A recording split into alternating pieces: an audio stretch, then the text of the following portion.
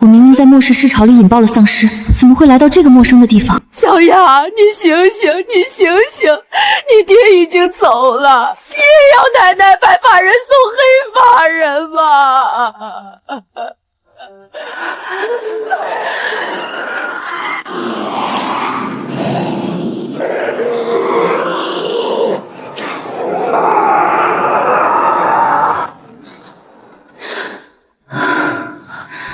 妈的，这辈子真是废了。大梁朝成为了江家村15岁的少女江大丫，原主父亲意外狼逝，母亲卷走财物改嫁，接连的打击让原主悲愤离世。你爹停灵7天了，昨日才抬上山埋了，棺材钱还没凑齐，你倒在这儿挺尸！你大伯说了，你爹这份家产得拿出来还债，你一个丫头片子留不住，趁早给你寻个人家嫁了。换2两银子，大家都省心。老大，你弟头七都还没过，你就来扒房梁，你还是人吗？3弟妹都嫁了，这家还有什么好守的？老太太，你是续媳，我爹死了，本来你就该回你娘家去，现在老三走了，你还赖在我们江家，算怎么回事？我是续弦，但我也是上了族谱的。我为你们江家生下了老三，老三虽说不在了，可他有儿有女。自从分家以来，我从没有吃过你们2房1口饭，你凭什么撵老婆子我走？切，就一个丫头片子，一个8岁牙都没长齐的崽子。老太太，你别给脸不要脸！2两银子，这死丫头能有这身价，就算她烧高香了。人隔壁村王二旺愿意出这个价，那是看得起她。切，再说了，他娘那么大岁数，不也2嫁人了？刚好他们娘俩1前1后嫁人，赶上个好日子。你们好狠的心！王二旺60岁都能当大丫爷爷，那是出了名的老寡妇。我的大丫才几岁？老三啊，你睁开眼看看，你才去多久？别人主意都打到你闺女身上了呀！我不活了！姐，小兔崽子，你瞪什么瞪？你姐嫁人了，你就跟你奶奶滚蛋！这屋老子要收回来！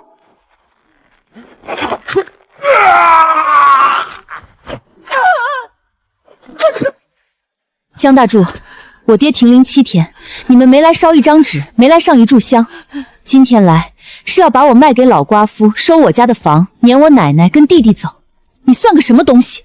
走，这死丫头疯了！你给我等着！姐，你别死，你别跟爹一样死。不会死。大丫，你怎么变了个人似的？阿奶，爹死了，娘也跑了，我要是再不立起来，咱们仨等着被他们吃干抹净吗？我倒是无所谓，你和小牛以后可怎么办？连随身空间也消失了，接下来的日子怕是更难了。竟然绑定了商城系统，还能交易物资换取生活所需，虽说有不少限制，但眼下足以支撑我们活下去了。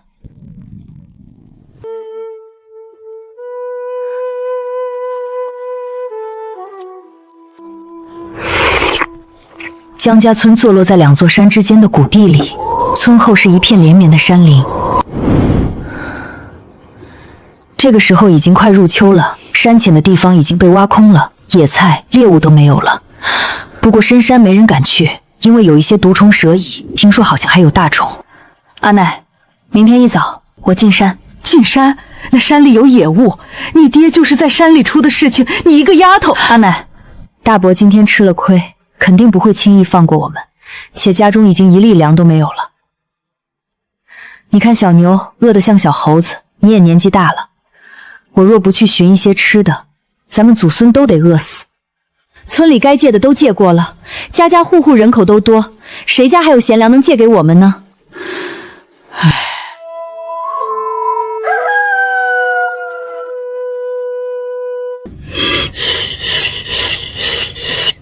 大丫，天还没亮，趁早进山，免得日头大了晒。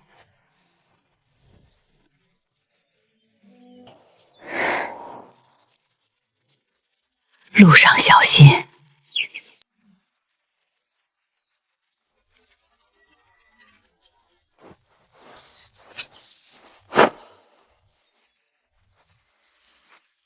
这是野兔粪，我应该就在方圆50步内。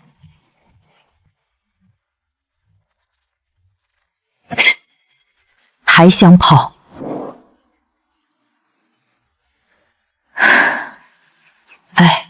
这回可有兔肉吃了。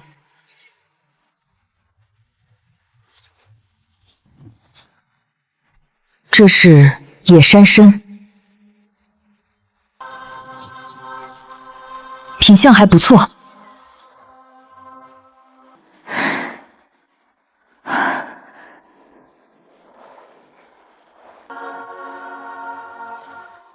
还有鸡枞菌，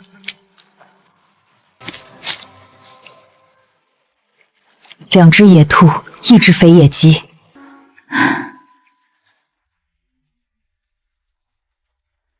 系统经检测到可售出物品是否全部售出？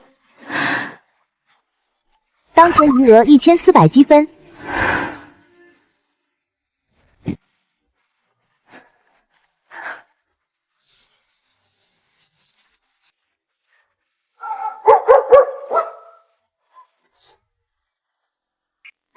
大丫，你没受伤吧？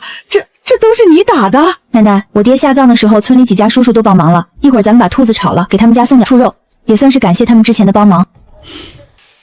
大丫，咱们就这几只兔子，全送出去，咱们吃啥？奶奶，我不是全送，这只小的咱们自己留着，这大的野兔、野鸡全部处理好了，砍成肉块送人。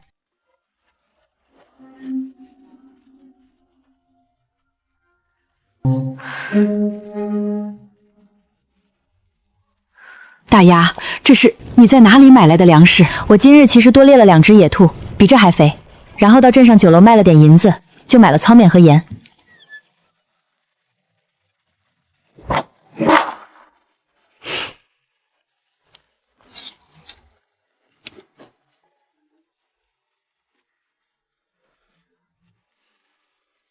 奶奶，小牛，坐下吃。大丫，你吃，你进山累，多吃点儿。奶奶，我们一起吃，不管以后怎么样，咱们先吃饱了再说。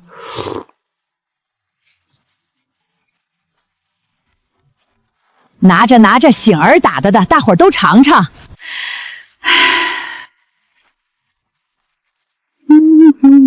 他周嫂子，你家大侄女猎了3只野兔回来，就是不卖给我，还说我趁火打劫。他还送给谁家了？王婶儿、刘嫂子、李婶儿，好几户都送了，就是没给你们大房送。凭啥？我家青山糙米都快吃不上了，那死丫头倒有兔子吃。山是大家的，兔子就该是我家的，老三的家产也该拿来给青山读书。又咋了？那好侄女打了兔子满村送人，就是不给我们。这没钱货！明天你去他家把猪肉要回来，不给就把他们撵出去。操！你不去，我自己去，我说到做到。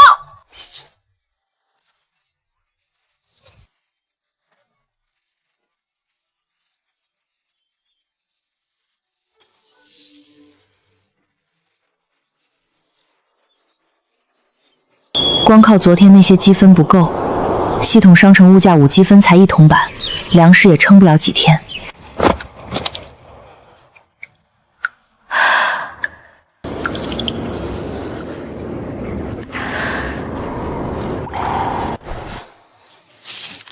检测到野生37 X 11株，一株3彩1000积分，可兑换11000积分，是否付出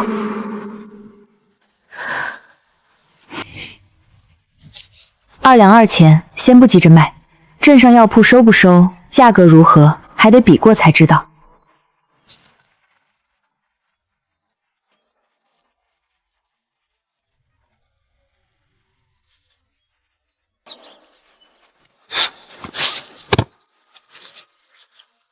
茯苓，至少2斤，约2斤，1斤600积分，可兑换1200积分，是否输出？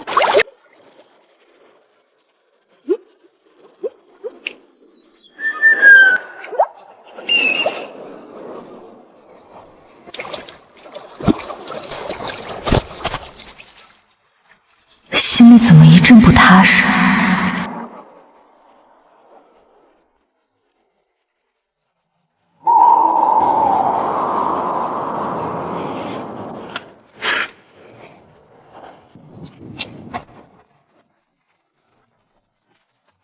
但愿是我想多了。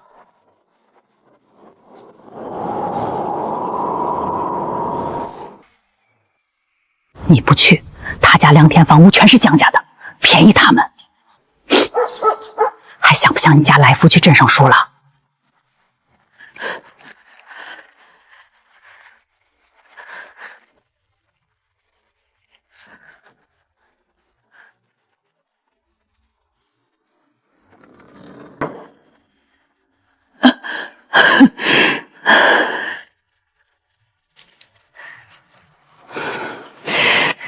那丫头不在，就老太太和那小小子。那改天再来。改天他回来还能抢到地契。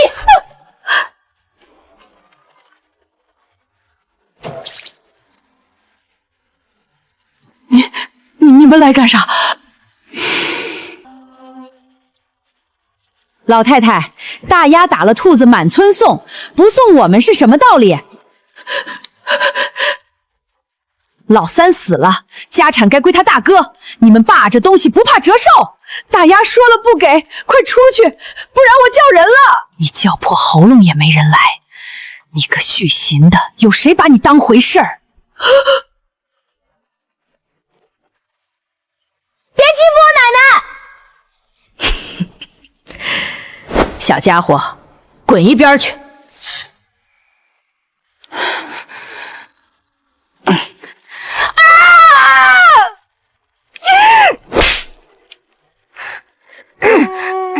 别打我孙子！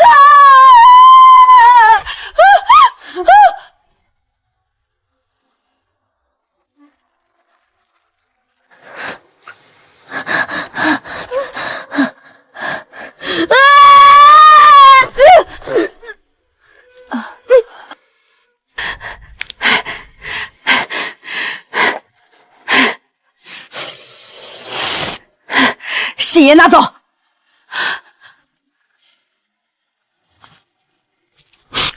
锅也拿走。不能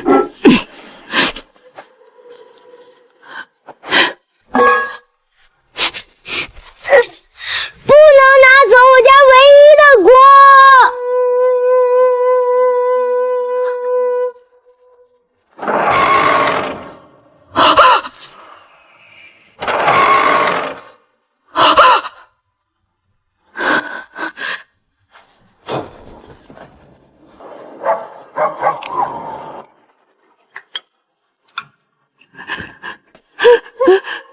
大丫，你可回来了！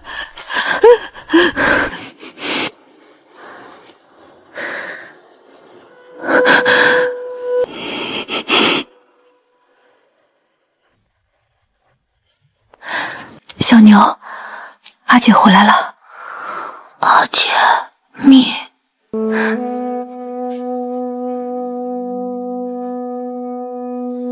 你的事儿，姐会想办法。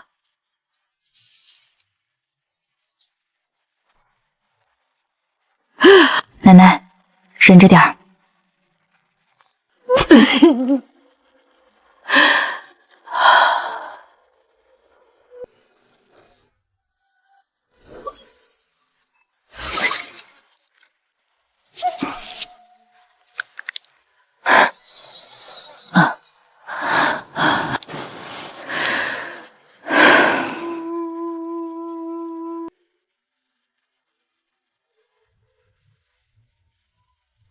大丫，你要干啥？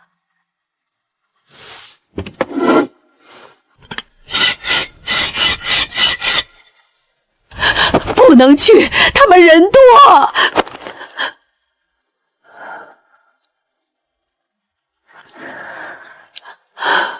我爹死了，娘跑了，这世上只有你和小牛，他们动你们，就动我的命。这件事不会就这么算了，你好好看住小牛。丫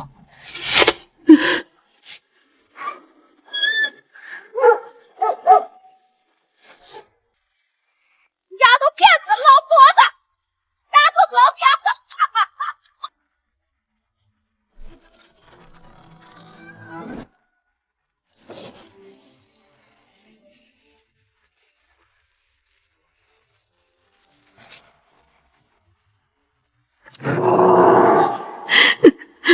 明天之前拿了我的东西，一样不少的赔给我，少一样我会再次登门拜访。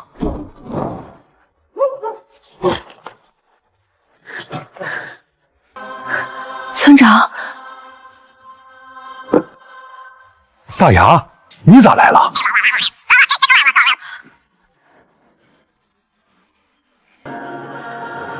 小牛怎么样了？就是那个人，我早就想收拾他了，但我是外姓人，管不了江家的族内事儿。断亲的事儿，你得找族长。族长怎么说？我还没找族长，我想请村长跟我一起去。行，我帮你说话，但丑说在前头。族长江才茂知道沈清在镇上读书，就指望着他能考取功名，对江大柱一家自然偏心。我知道，所以我才来找村长。你这丫头比你爹强，你先回去，明日一早我去找族长，祠堂见。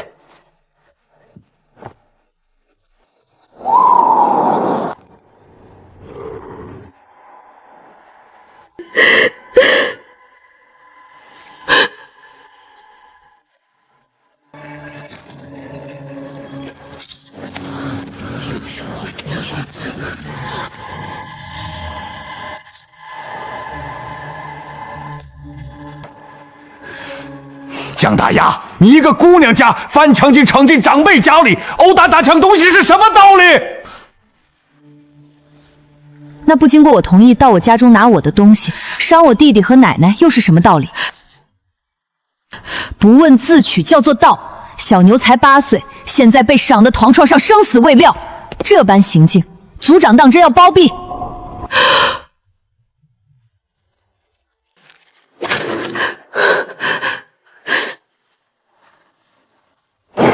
周氏，你打了孩子？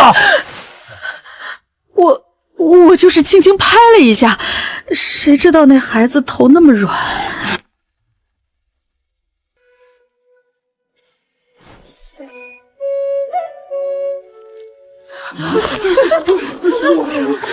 够了！这里是祠堂，不是你们撒野的地方，还不快收起来！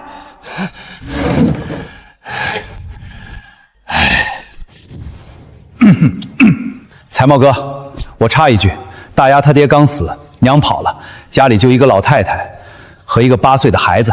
周氏和刘上门抢东西还打人，这事儿放在哪朝哪档说不过去。德厚，你是村长，管村里的事儿，但这是江家的族内事，我来处理就行。我是外姓人，管不了族内事，但我是江家村村长，大丫是江家村村民，村民来找我，我不能不管。周氏和刘氏上门抢东西打人，确实不对。江大丫殴打长辈抢粮食也不对，两家的账各打10大板，就此结果。断亲的事儿我不同意。族长，为什么同意断亲？那粮食是我自己打猎换来的，何时成了周氏的？你说我不敬长辈，我奶奶可是入了江家族谱，她不敬我奶奶就不是不敬长辈了。我看你是做这个族长位置久了，不分是非黑白，当众徇私，你也不配做一族之长。大胆！即使那粮食是你换来的又如何？你爹不在了，你们老弱寡寡的，断了亲谁来照应？你大伯二伯再不济，也是你爹的亲兄弟，打断骨头连着筋，这亲不能断。族长，我爹在世的时候也已经分了家，分家单子上写的清清楚楚，我爹名下有田5亩，地3亩，宅地1处。我爹不在了，这起该由我和小牛继承。你一个姑娘家，早晚要嫁人，你弟弟才8岁，守不住这些田产。依我看，田产暂由族里代管，等你弟弟长大了再还给他。大梁律法规定，父母不在，子女继承家产，女子未嫁也有继承权。你个丫头片子，跟族长讲律法，你读过书吗你？动手动手！我身为大梁朝的子民，自然是要知晓本朝律法，这与我读没读过书有何关系？难不成没读书就不用遵守律法了是吗？对。若真的是，那我倒要上县衙问一问了。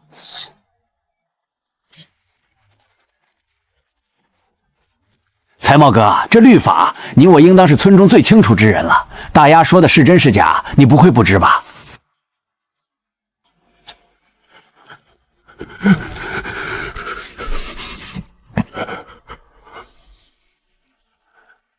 我不需要族里多管田产，我也不需要大伯二伯的照应。一，我爹名下的田场地契交还给我。二，断亲书你作保，从今往后我奶奶、我弟弟与江大柱、江二柱两家再无干系。三，周氏和刘氏打伤我奶奶和弟弟的赔偿5两银子，或者等值的粮食。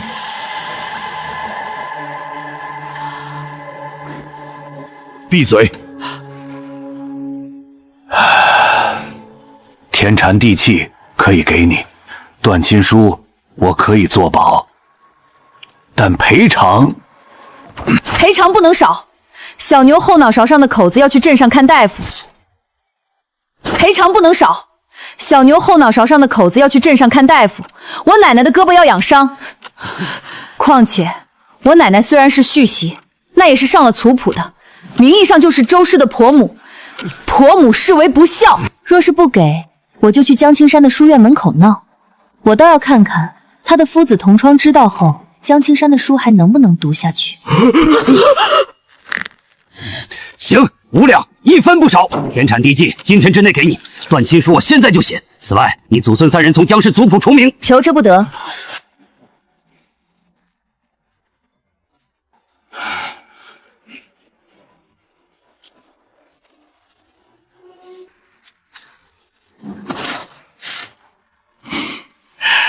当了村长10几年，头一回见才貌被拿捏成这样，后生可畏。村长，谢谢主持公道。再哭把你休了！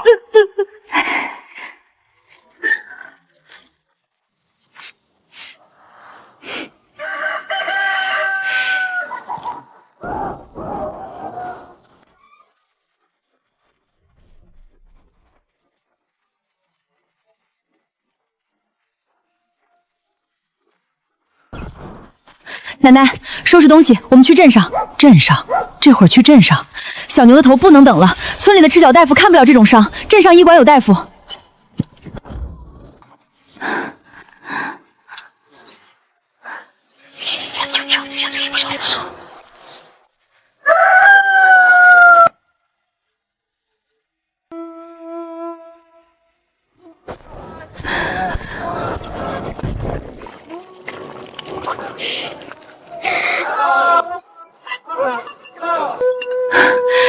到了。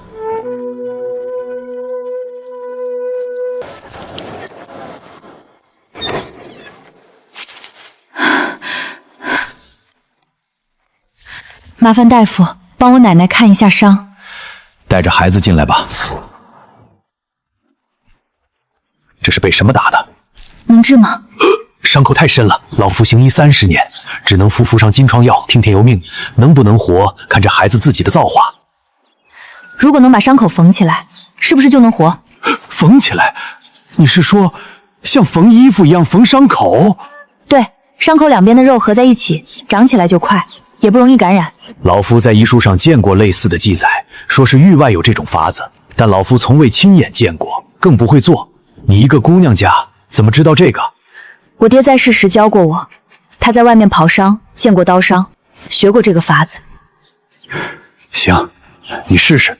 丑话说在前头，出了事儿，我这医馆不担责任，药费和诊费该收还是要收，我自己担。江行走到一个僻静角落，警觉地环顾四周。他确认无人后，打开了系统光屏。他快速搜索针线、消毒。他兑换了缝合针、缝合线、碘伏、竹筒和关刀，没有麻药。他翻来覆去没有找到麻药，只能让小牛硬熬。总价78积分。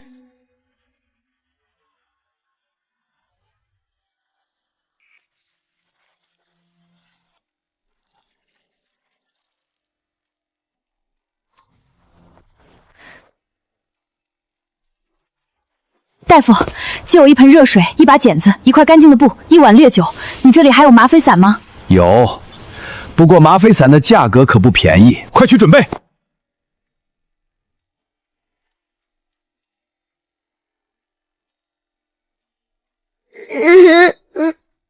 小牛，忍一忍，缝好了就不疼了。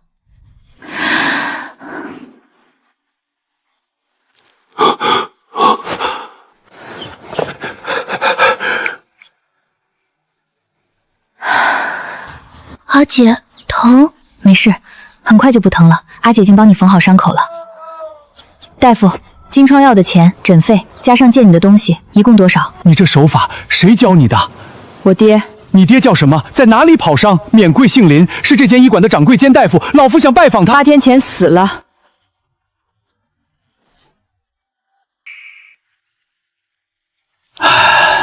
诊费加金疮药和麻沸粉900文。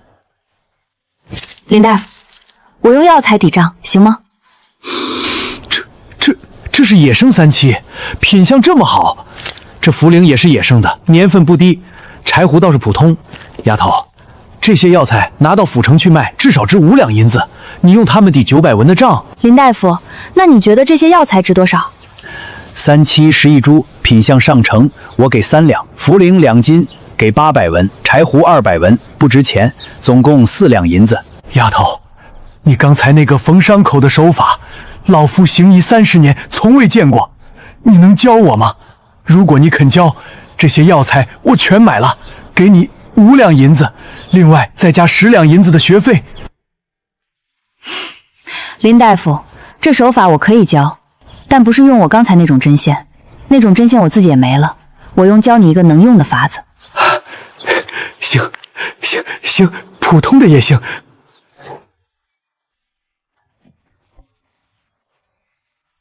林大夫，这个哨叫煮针灸洗法，针要用火烧红，再泡烈酒，这叫消毒，意思是把针上的脏东西杀死。线也要用酒泡，缝的时候从伤口一边穿进去，另一边穿出来。间距跟我的手头宽差不多，每缝一针打一个结，不要打太紧，也不能太松。记住，最重要的不是缝得多好看，是不能让脏东西进去，伤口感染了，神仙也救不回来。所以针要烧，要泡，最好是用烈酒泡过，包扎的布也要煮过。丫头，你这法子能救多少人啊？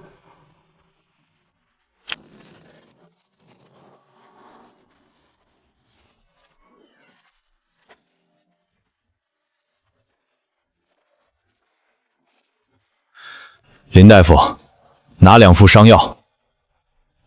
你说朝廷这次能挡得住吗？挡个屁！北边3个县城已经丢了，难民往南涌，咱们这些被征去守城的，不就是去当肉盾？嘘！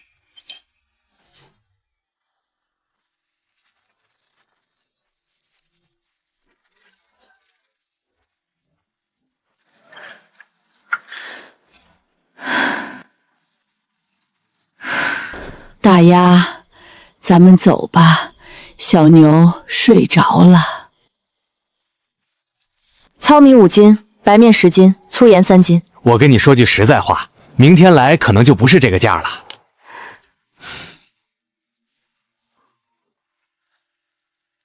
姑娘，你这是要办喜事儿？不是，搬家。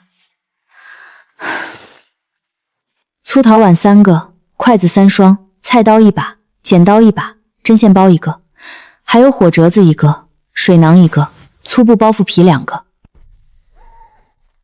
姐，咱们今天花了多少钱？姐，等我长大了，赚好多钱还给你。嫂子、大丫、小牛，你们去哪儿？来上车一起回村。三叔公好。番外才有的番西瓜，好吃还管饱，回头让老三帮我种上，来年收成就可以吃了。江大柱和周氏当真吃了雄心豹子胆，等我回村去收拾他们。三叔公，不必麻烦了，我们既然断亲，就不想再有任何关联。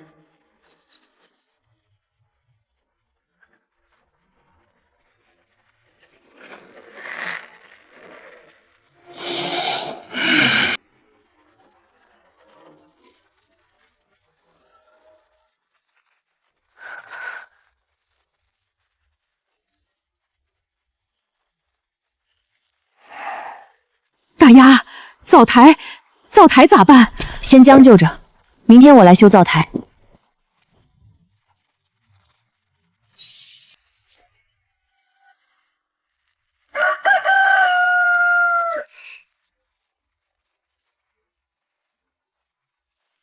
小心！姐，灵儿回来！这味道是野猪的领地。蹄印宽2寸，入土1截指。这畜生有200多斤，2寸多宽，1截指节深。这大家伙至少220斤往上，那对獠牙能直接捅穿人的肚皮。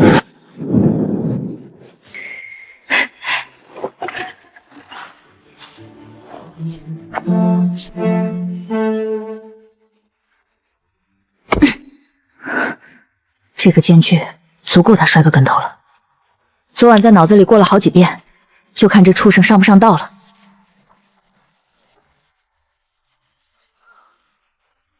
只要他冲起来被绊倒，再大的力气也是白搭。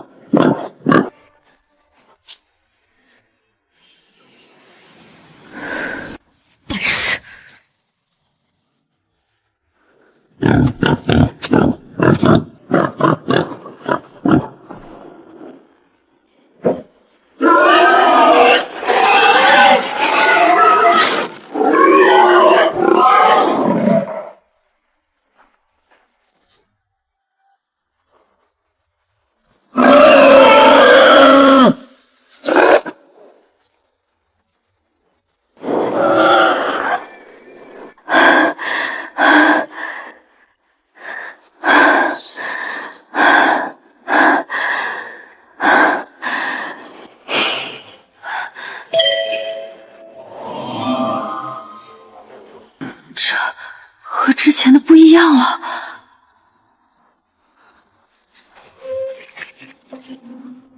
3万积分，5万了，空间回来了。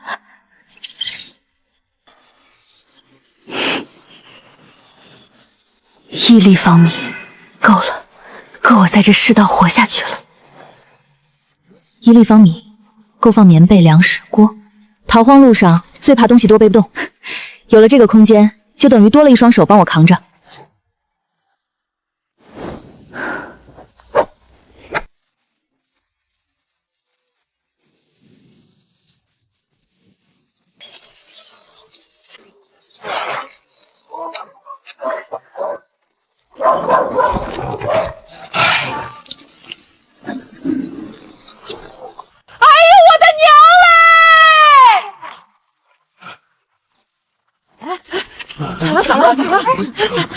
咋了？那是姜老三家的大鸭，他拖着的那是野猪，这么大一只。你看那脖子上的口子，一刀毙命，这比杀猪冠还利索。这丫头是吃啥长大的？他爹活着的时候连鸡都不敢杀。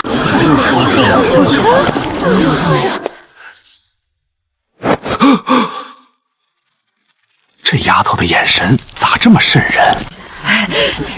大丫啊，这野猪你打算咋处理？卖不卖？卖的话给婶子留几斤，婶子给你钱。还没想好，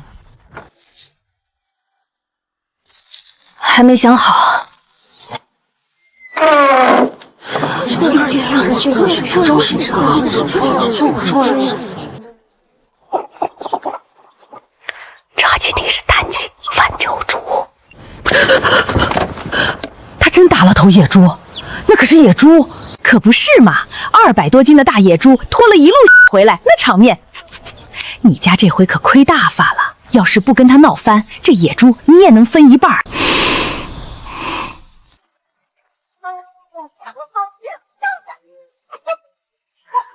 断亲术，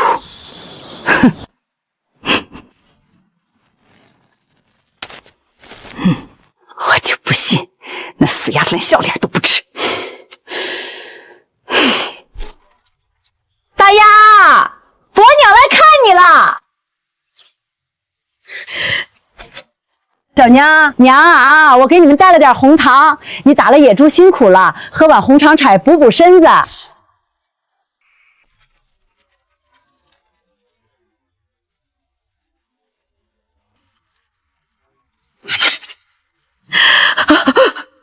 大丫，伯娘是来给你道歉的。前两天是世伯不对，一时糊涂打了小牛，抢了你家的东西。伯娘知道错了。你看，咱们毕竟是亲戚，打断骨头连着筋。红糖你拿着，伯娘的一点心意。滚！啥？还不长记性，还敢跑到我面前晃！我与你的仇怨，半斤砂糖就想接过去，做你的春秋大梦！滚开！你这丫头，我都低三下四来道歉了，你还怎样？我没让你来道歉，你心里憋什么屁我很清楚。野猪，你一口都别想！江大丫，你别不识好歹，我好歹是你大伯娘，你一个丫头片子在村里混，还能不要亲戚帮衬？你爹死了，你娘跑了，以后嫁人都要娘家光了，你看谁给你撑腰？手不想要了，赶紧滚，不然要是手没轻没重。死丫头，你给老娘等着！你早晚有求到老娘头上的一天。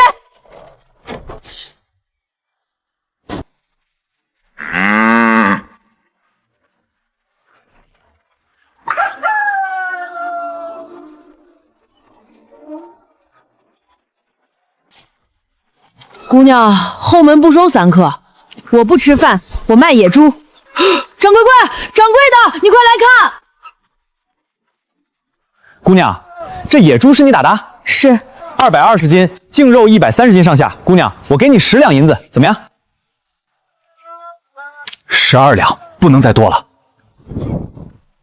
哎，姑娘，你倒是说个价呀！60两。60两，姑娘，你知道60两能买多少头猪吗？太平年间一头肥猪才15两银子，你这野猪再金贵。现在不是太平年景，北边已经起了战乱了。北边在打仗，难民在往南涌，粮价5天翻了1倍，肉价呢？再过10天，你拿着60两，连头猪崽子都买不到。30两，50两，40两。这猪肉能售出就卖，不能售出就不卖。姑娘叫什么名字？江醒。江醒姑娘，你以后要是再打到野猪，直接送到我这儿来，望月楼的门永远给你开着。上一次来，粮铺门口一个人都没有，这一次竟排了几10个人，怕是要出事了。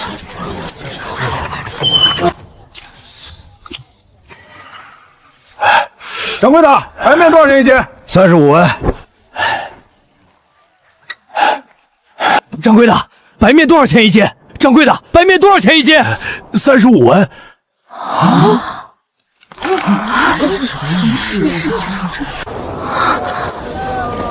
上次不是8文吗？姑娘，那是3天前的事儿了。3天，从8文到35文，翻了4倍还多。这不是涨价，这是崩盘。糙美呢？28文。粗盐呢？60文。掌柜的，仗打到哪儿了？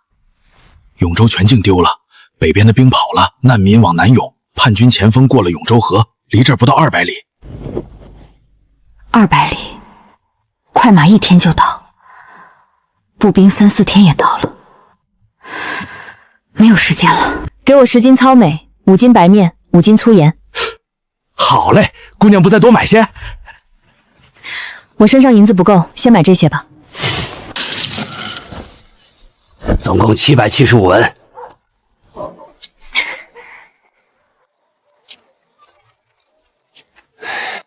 奶奶，白面35文1斤，糙米28文，粗盐60文。3天前还不是这个价，3天后呢？5天后呢？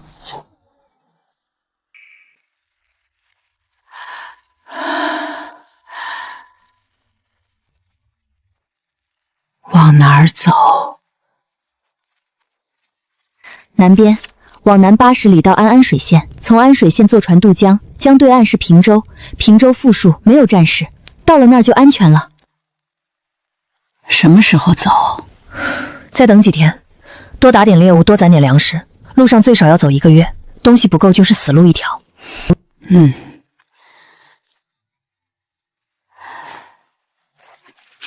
大丫，这个你拿着。奶奶，你放心，我会带你们活着走出去。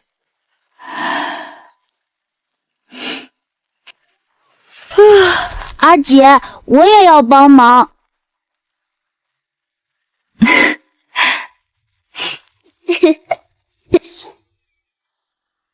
所有人都起来！北边的兵败了，叛军就要打过来了。所有人收拾东西，天亮前到村口集合，跟着官军往南撤。快快！奶奶，起来，要走了。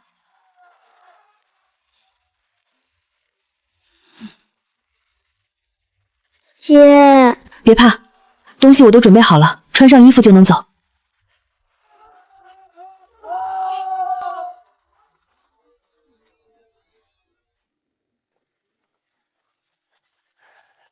丫头，小牛起来了没有？起来了。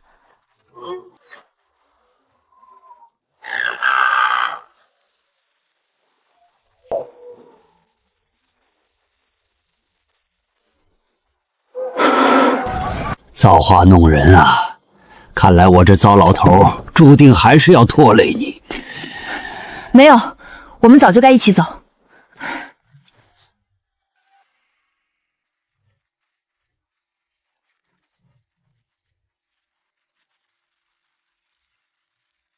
走吧。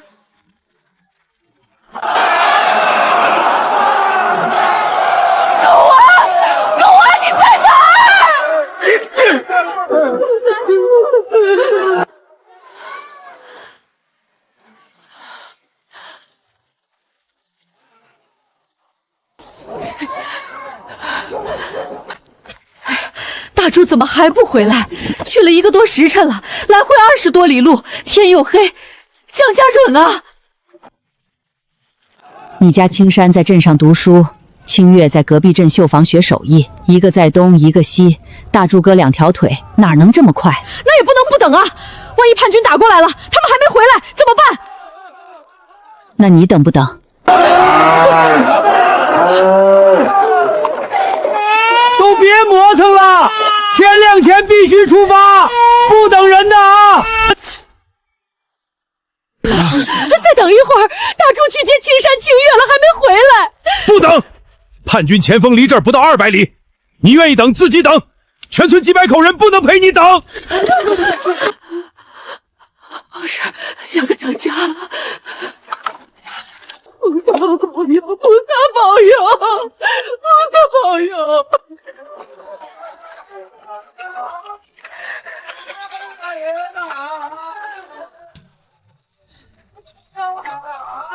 爹，咱们真要走？我在镇上听说官军已在青州府集结，叛军打不过来。你听谁说的？赵掌柜说的。赵掌柜自己都跑了，他的话能信？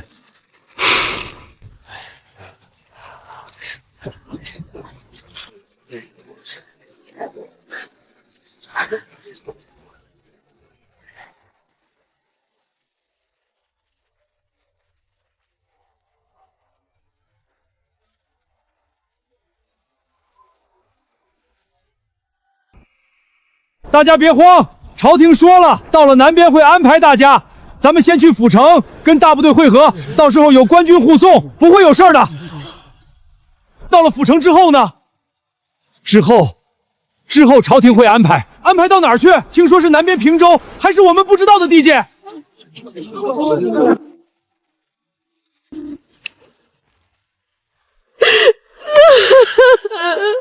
哭什么？我不想走了，走了又能去哪儿？咱们村都没了，地也没了，到了南边谁认识咱们？咱们吃什么，住哪儿？我表哥在平州，去年闹蝗灾，饿死了不少人。我听说江对面也不太平，叛军要是过了江呢？那往哪儿跑？往天上跑！三叔公，你怕不怕？怕。三叔公也怕。你三叔公活了66年，头一回不知道明天在哪儿，能不害怕吗？我不怕，我姐在，我姐什么都会。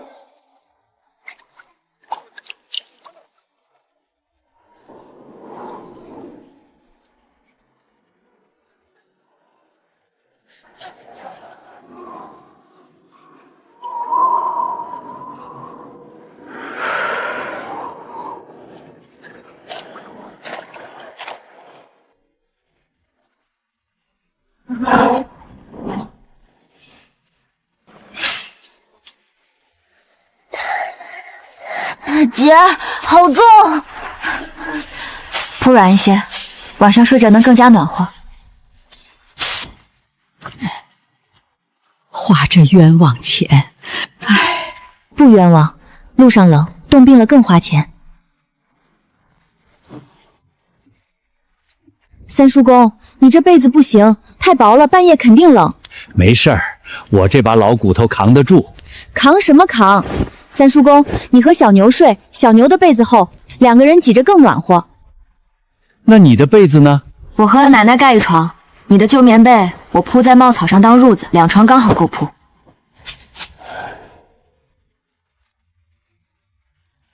盖好，别踢被子。我不踢被子。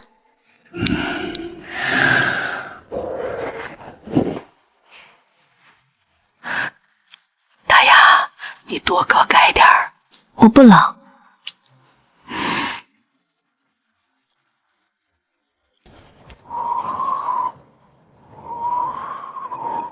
有人在打冷颤，不止一个。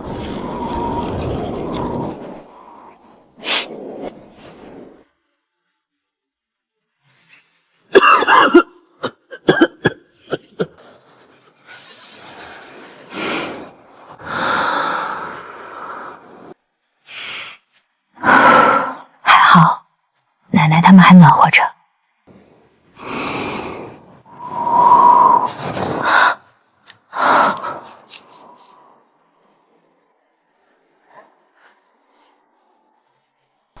需要棉衣，奶奶一套，小牛一套，三叔公一套，自己一套，大约4两银子。但怎么拿出来？凭空变出棉衣，奶奶会起疑。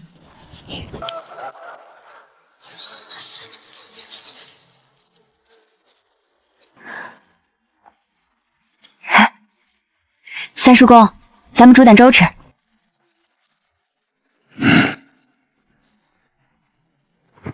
吃饱了才有力气赶路。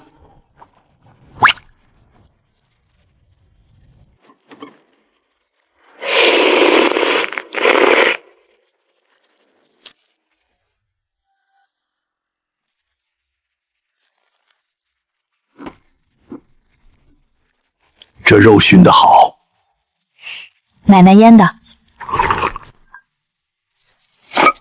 大丫，小牛8岁了，还没个大名，你爹走得急，你看是不是该取一个？小牛，我给你取个大名，好不好？什么叫大名？写在族谱上的名字，长大了别人叫你时叫的是大名。那我叫江什么？江西侃，西是希望，侃是正直从容。希望你充满希望，正直从容的过一辈子。这是我以前听江青山读书时听到的，就叫这个好吗？江西可，好听。你别念了，念得我脑仁疼。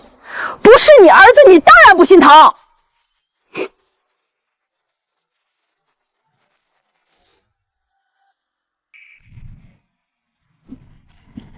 他对大房的实事不感兴趣。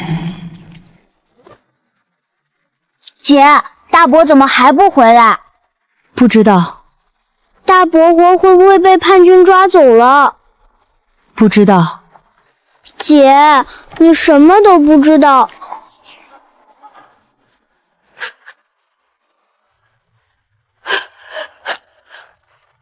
青山，青月，青山，青月，我的儿啊，你们可算回来了。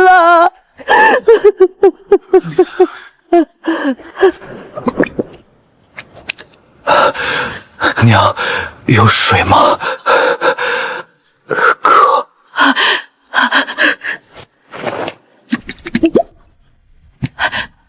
月儿，你累坏了吧？快歇歇。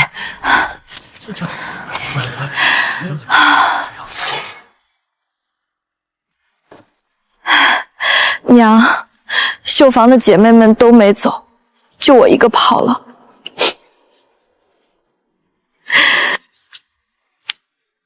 跑就对了，命比手艺重要。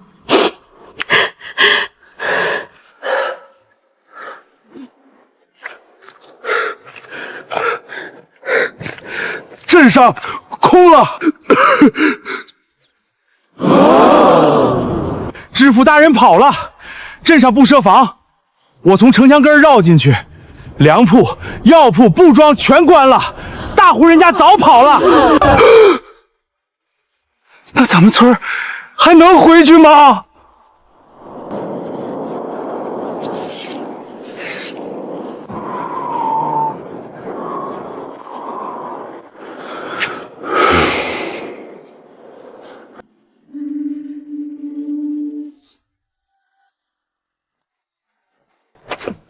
打住，打住！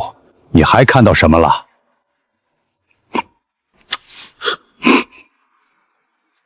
官道上全是人，永州来的、北边来的都往南走。叛军已经过了永州，前锋离青州府不到100里。100里，那岂不是3、5天就打过来了？所以得赶紧走，快准备，快准备！都数出你数了，都听见了，往府城方向走，到了府城再说。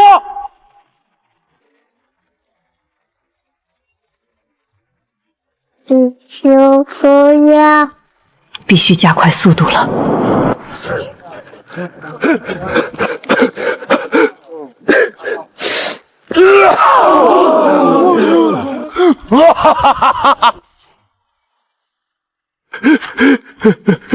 烧了，全烧了！叛军进了李家村，抢东西，烧房子，杀人！李家村离咱们江家村才5里地。我知道李家村，但叛军从北边来，江家村在北，肯定也……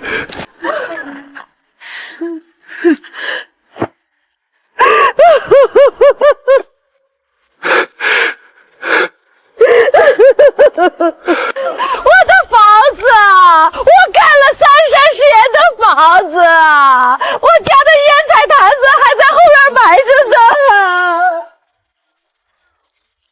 那咱们的地呢？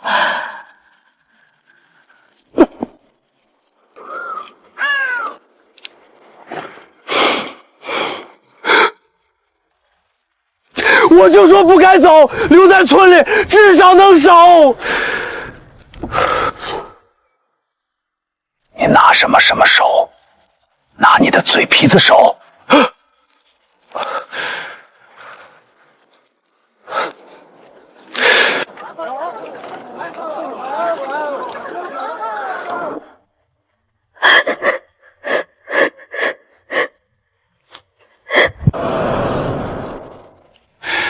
人活着比什么都强，房子没了可以再盖，地没了可以再开，人没了就什么都没了。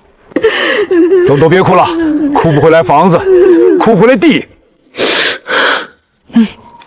活着才是正理。那，你爷爷和你爹的坟，没什么感情，担心什么感情？江家村只是一个住过的地方，连家都算不上。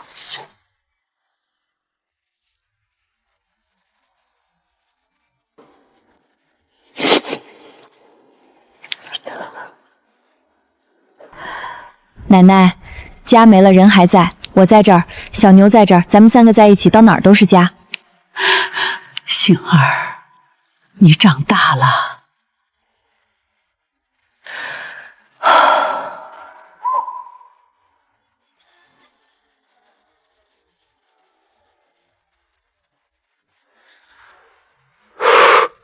走吧。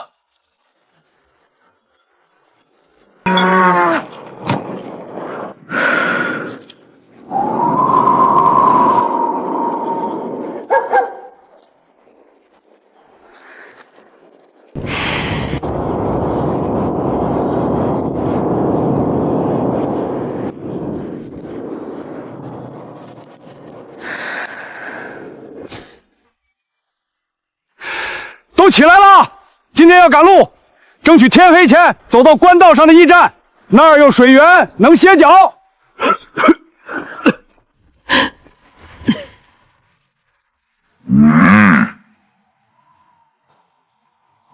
奶奶，你喝了粥再走。你喝，我喝过了，你喝完。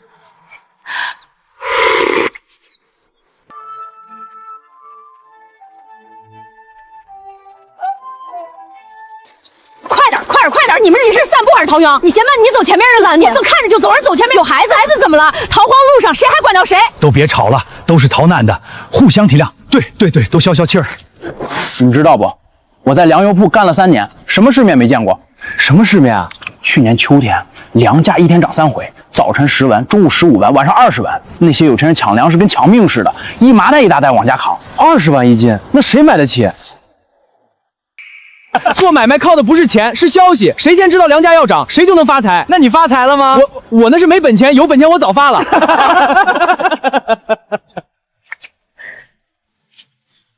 粮食、盐、商药、布、棉衣，还得买几双鞋。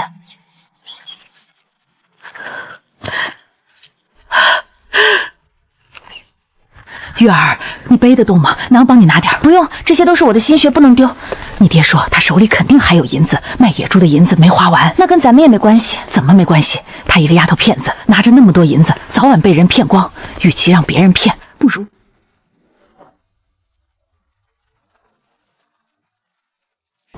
你也吃点儿。我吃过了，你吃完。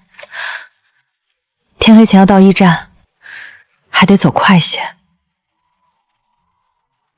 凭什么你们站好地方，我们先到的？你们先到，我们明明是一起到的，我们比你们早半个时辰。半个时辰也叫早？半大主。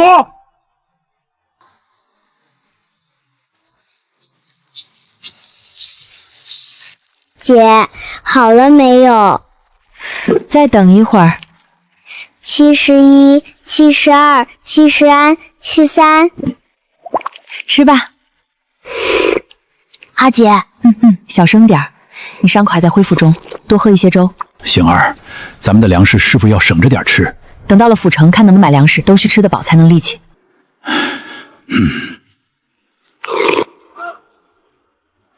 能进城但有限制，一户只能进2个，用时之前必须出来。都别吵，听我说，自己负责。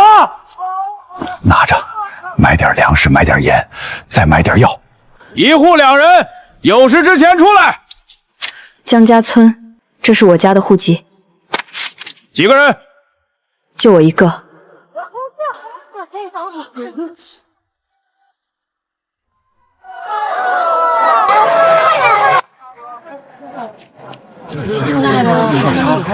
草莓38文一斤，白面45文一斤。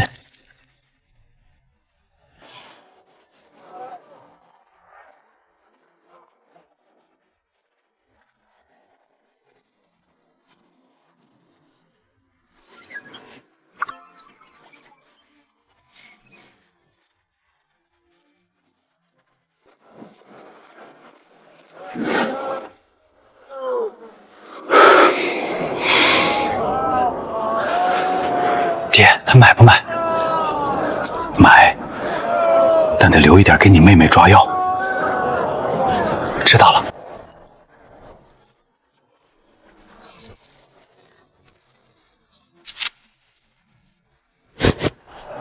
这价钱比咱们铺子卖的还贵，贵也得买。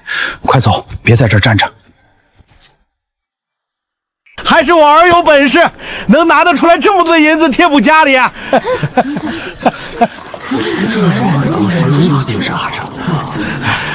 爹，快走，急什么？让大家看看我儿的本事，看谁还敢瞧不起我家！爹，财不外露，这么多人盯着，你想被人抢吗？怕什么？有官军呢，谁敢抢？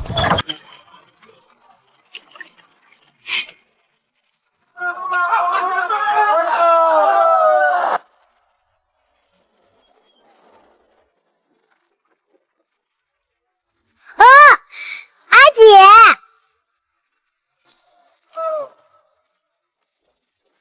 阿姐，你可算回来了，奶奶还担心你错过了时辰。快吃，躲起来吃，别让人瞧见了。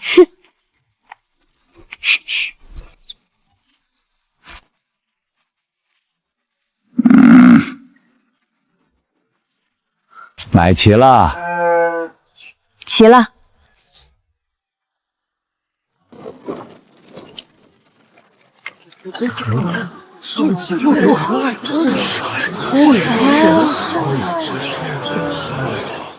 爹，快走，别在这儿听。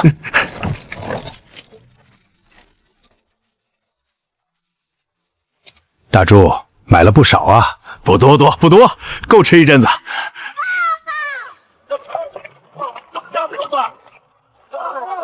这种保护没什么用。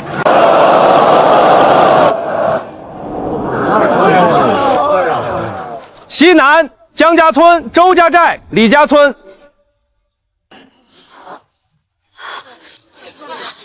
3个月。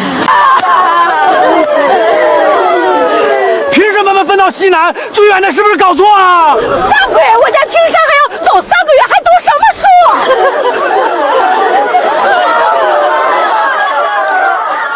别哭了，哭有什么用？西南就西南，3个月就3个月。咱们江家村的人什么苦没吃过，旱灾、蝗灾哪一样没挺过来？是活着比什么都强。到了西南，安顿下来，开荒种地，日子总能过下去。三叔公，你怕不怕？不怕。真的？你姐在，你姐什么都会。我姐什么都会。醒儿，你累不累？不累。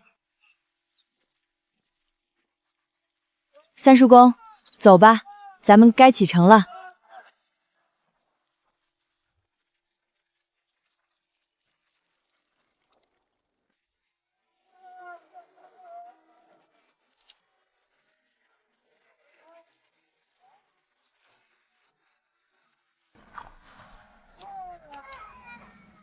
省着吃，3个月呢。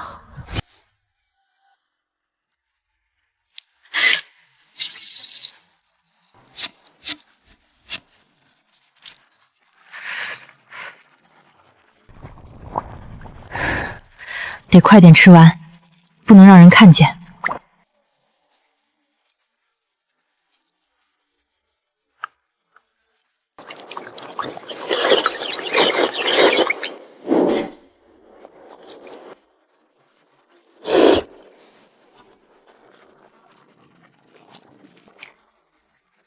娘，我要吃肉。喝粥，别看。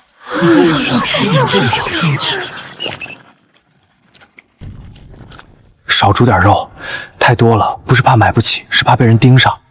怕什么？有官爷，谁敢抢？族长，您尝尝，家青山说了，路上多吃肉。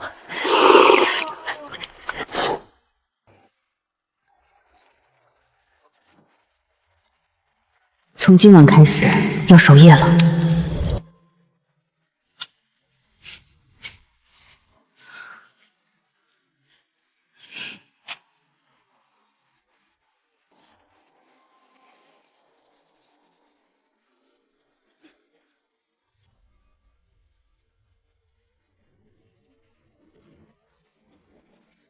今晚没事。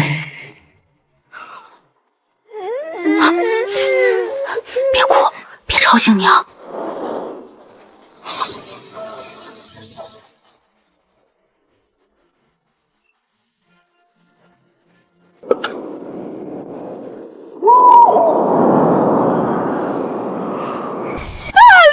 粮没了，谁？老子要杀了你！老子要剥了你的皮！我不哭怎么办？粮没了，咱们吃什么？偷粮？谁偷的？居爷，有人偷粮，你得给我们做主。居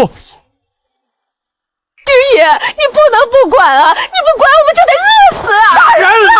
居爷，你不管还打人！他妈给你闭嘴！谁让你大摇大摆煮煮粥粥，生怕别人不知道你家有粮，这不是找偷吗？爹，算了。姐，大伯家以后是不是要饿肚子了？你很高兴？没，偷了一次就会有第二次，这次他家，保不住下次是谁家。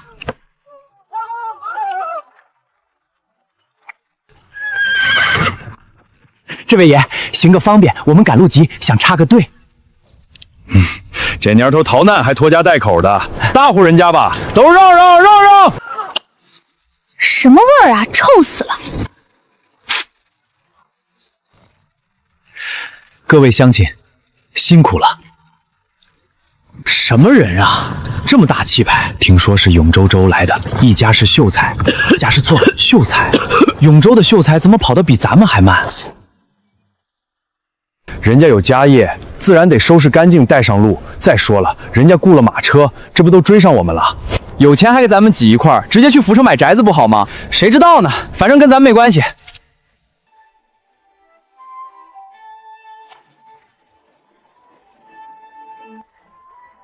哥，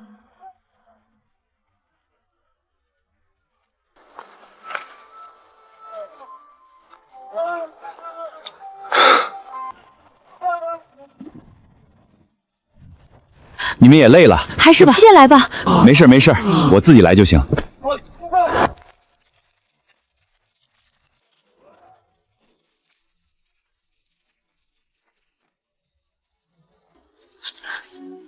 你不负生所，不顾涟漪起伴我，想象红尘对寂寞。小姐，等等奴婢。云烟已如梭，轮回千年数不得。哥，你看上了？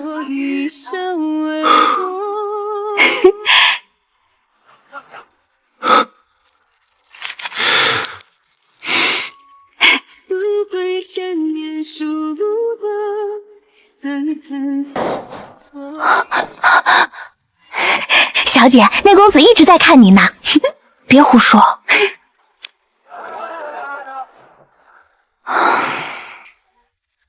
这什么破地方，一股牛粪味儿！小姐，粥煮好了，是给人吃的吗？米都没洗干净，这么烫，想烫死我啊！奴婢洗碗，不是故意的。宝珠，你又发脾气。爹，他端的粥烫死了。烫了就晾一晾，动别动就摔东西。哼，去，再煮一碗粥，晾温了给他端过去。路身上买。这些泥腿子，脏死了！跟你们走一条路，真是倒了8辈子霉。呸！什么歪气啊！就是了不起，怎么了？你咬我啊！别惹事儿，那人咱们惹不起。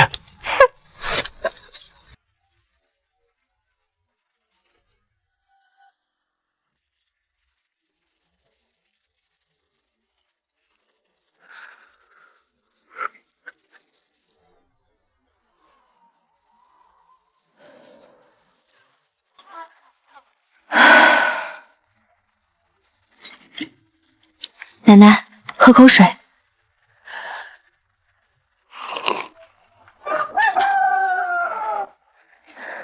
好些了吗？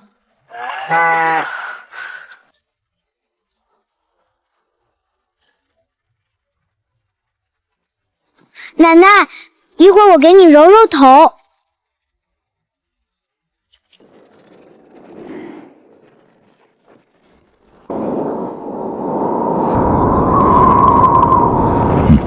看什么呢？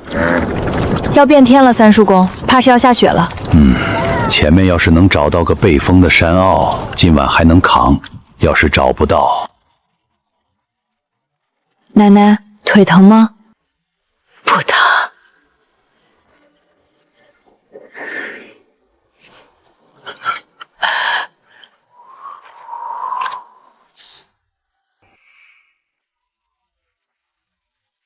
走，挖野菜去。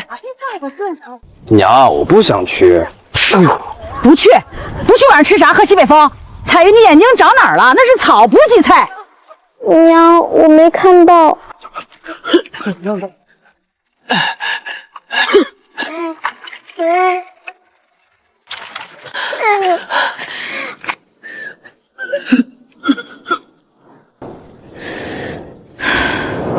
刘入将，你这手艺到了西南不愁没饭吃。那是，手艺在身，饿不死。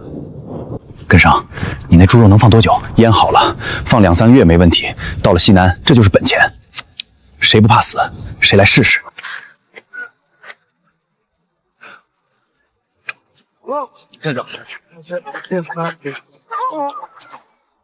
那些人不对劲。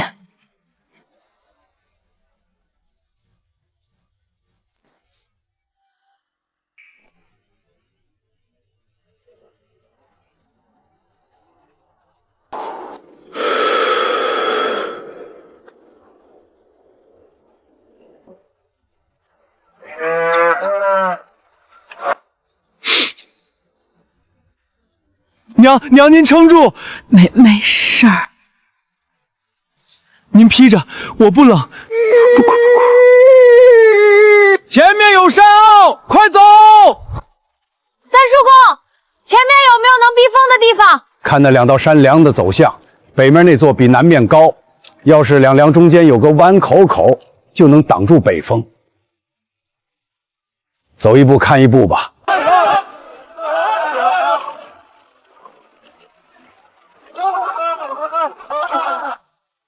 三叔公，你带小牛去割干草，天冷了，牛不能吃仙草了，多给点，还能编草帘子等风。好，奶奶，您在这儿守着牛车和粮食，别让人靠近，我去砍柴。好，你放心去。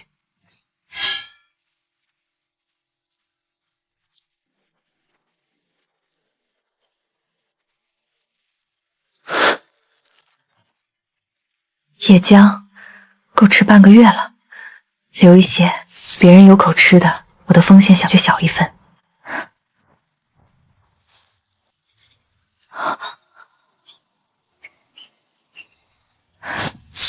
不止1棵，都是老树。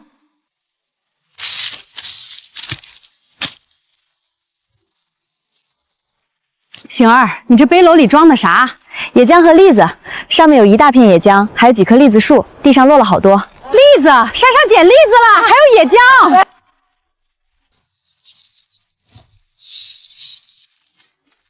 你没捡完吧？没有，留了大半。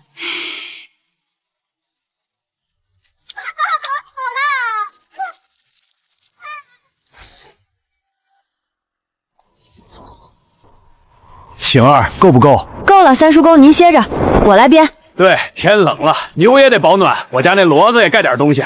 喂。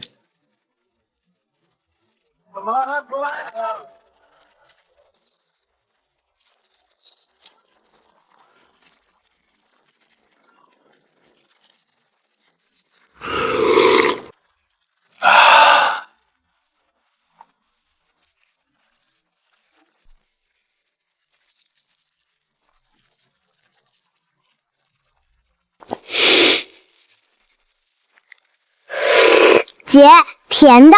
这栗子是甜的。醒儿，上半夜我守，你睡。没事儿，下半夜才不安稳，我一个人守就行了。不就是赶个牛车而已，能有啥累的？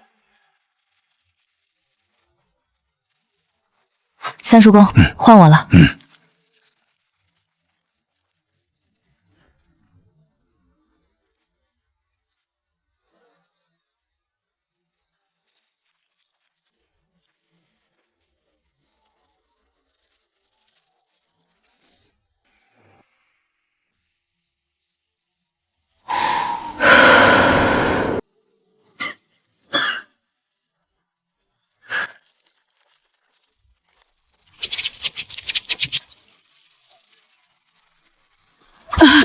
这天要人命！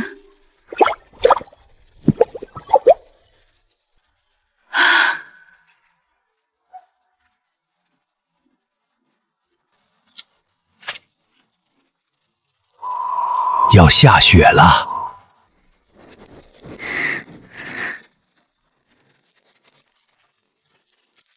好冷，暖和。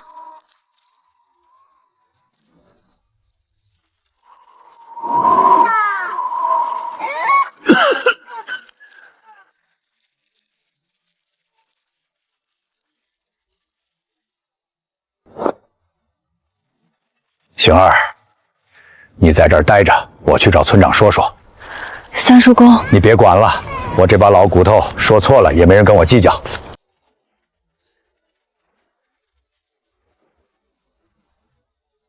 德厚，这天要下雪了，你看这天云压得这么低，风都不吹了，这是要下大雪的兆头。你说的对，我去找马队长说说，看能不能原地休整一天，让大家搭个棚子，备点柴火。原地休整？凭什么？你一个老官夫，管什么闲事？就是，你看看你身上这衣服，新做的吧？你一个寡老头赖在人家家里，你也不嫌丢人？行了，三叔公说的是正事儿，这天确实要下雪，我得去找马队长商量。沈德厚，你别以为当了个村长就了不起了，论辈分，你叫我一声哥；论族里的事儿，我才是族长。逃荒路上不认族长，你吵什么？你们这些难民一天到晚吵，烦不烦？马队长，这位三叔公是我们村的老庄稼人，看天气准。马队长，我走了大半辈子的路，看天气没走过眼。今天这云是雪云，不是雨云。马队长，我们是逃荒，不是游山玩水。原地休整一天就要晚到一天，西南府城那边等着安置，晚一天说不定就出大事。钱老爷，这不是危言耸听，你看看那些老人小孩，有的连棉衣都没有。要是雪下来了，那是他们自己的事儿。逃荒之前就该做好准备，没做准备怨得了谁？钱老爷，你坐在马车里穿着胡裙，当然不怕冷。但队伍里不是人人都像你，要是有人冻死在路上，马队长不好交代。你们要留就留，我家的马车自己走。马队长，你说句话。你一个种地的，耽误的一天吗？我是为马队长着想。那倘若赶路中有人冻死了、病了，会更加拖慢我们的速度，不能在规定10月赶到，谁负责？说的对，可不能冒雪走啊！在下是永州秀才陈文远，这位姑娘说的在理，天气确实要变了，原地休整一日，明日再启程也不算晚。马队长，学生也觉得应该原地休整。原地休整一天，所有人今天不许走。这玩意儿好，当风挡雪。先铺稻草，再围油布。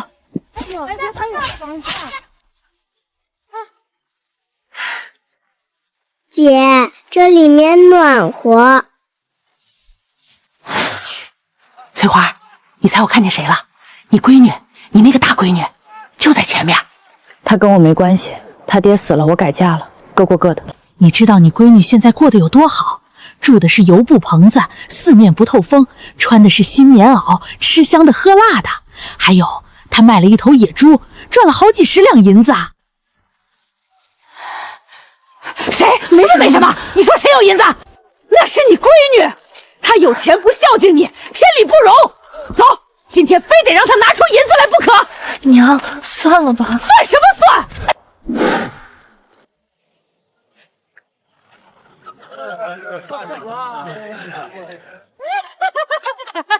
姜大丫，你个没良心的东西，你出来！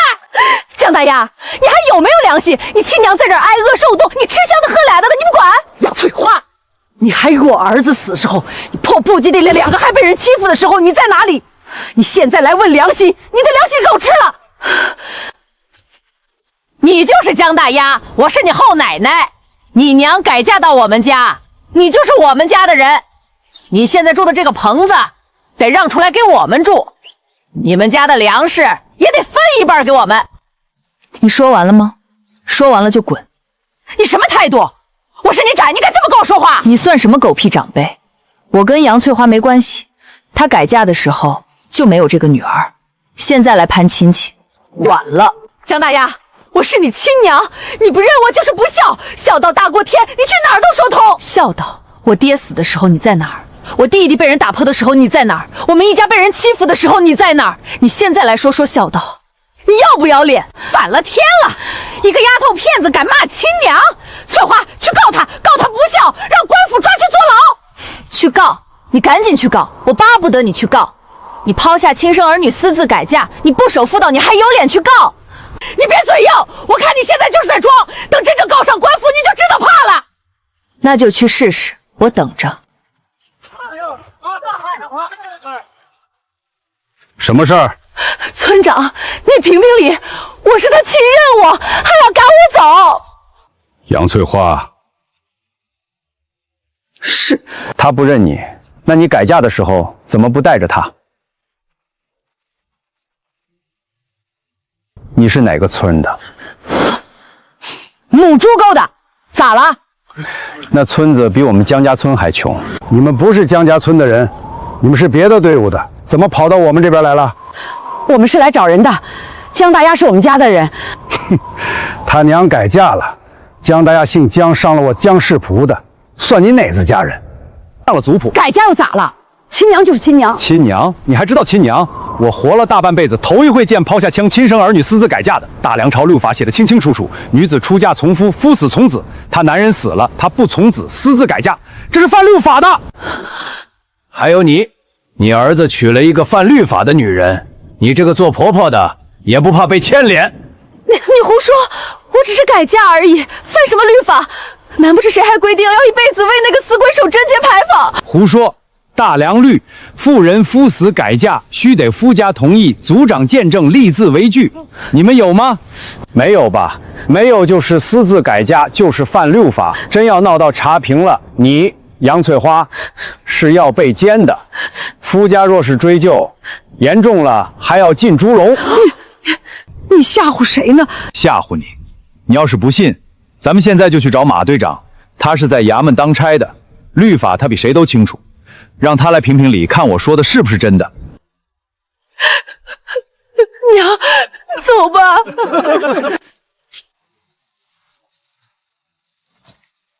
姐，他们还会来吗？不知道，来了也不怕。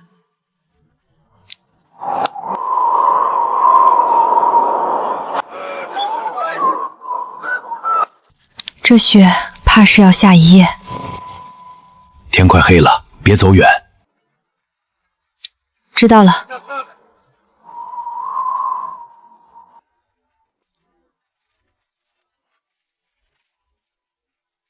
姐，外面雪大吗？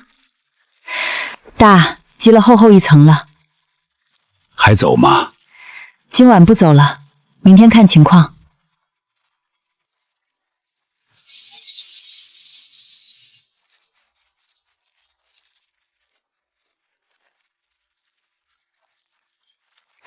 多吃点儿，吃不完的留着明天赶路吃。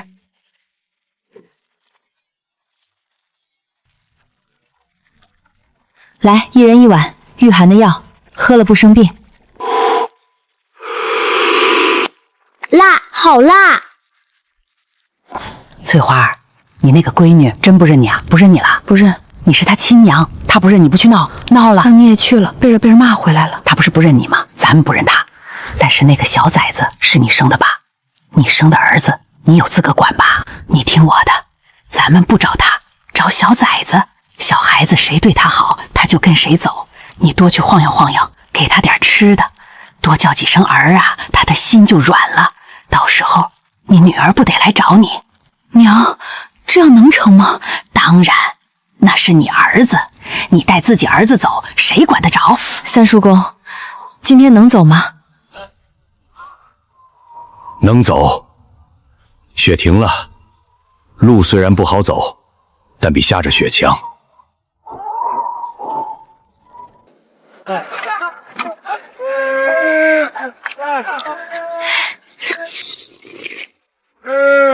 都快点，都快点，明儿别磨蹭，太阳出来，太阳就得开播。小牛，娘给你煮了粥，你喝点儿。不用了。你吃饼子噎得慌，喝口顺一顺。不用了。他跟你说了不用，你没听见？江大丫，你别太过分。你改嫁的那天就不是他娘了，你自己选的，现在别来装，走。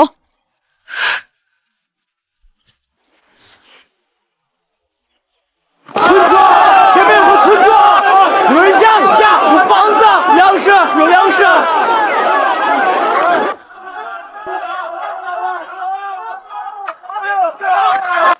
村长，那个村子不对劲，没有田，房子太新，像是临时搭的，周围一块田都没有。一个村子靠什么吃饭？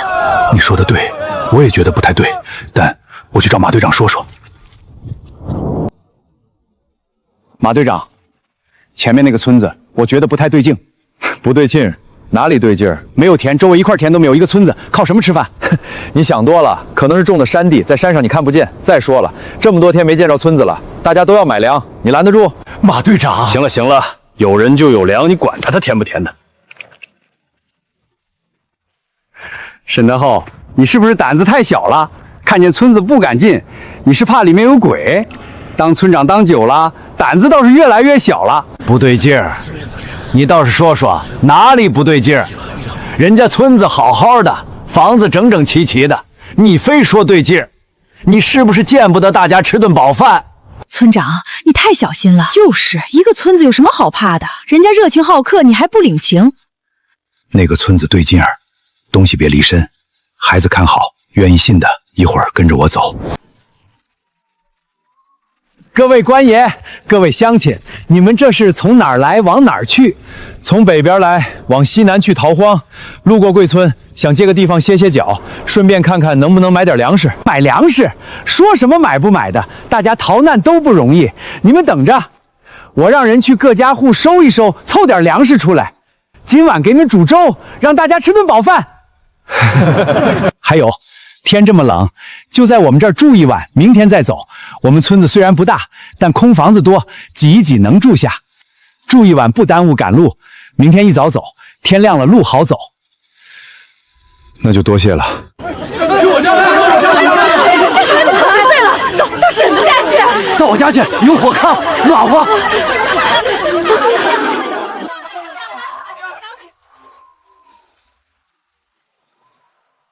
哎呦，这孩子真白净，到我家去住吧，我家有火炕，暖和得很。不用了，我们住外面就行。不用了。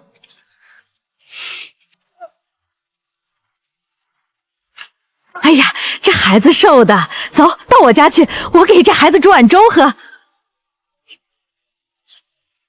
不用了，我们住外面就行。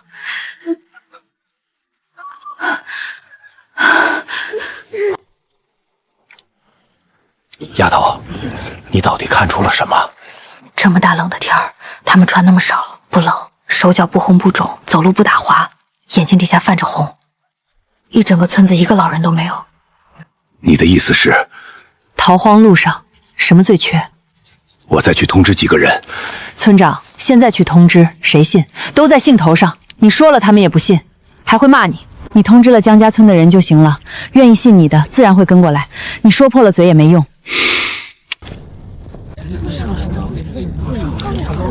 你们最好跟我走，这里你少在这疑神疑鬼的，去去去！快去哪？咱快放回事儿。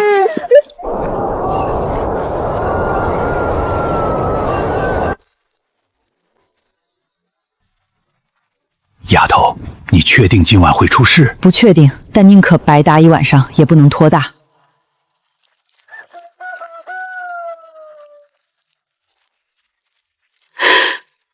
姐，那些人今晚会动手吗？不知道。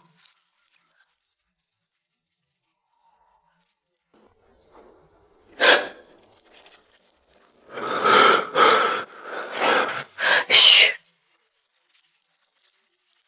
来了。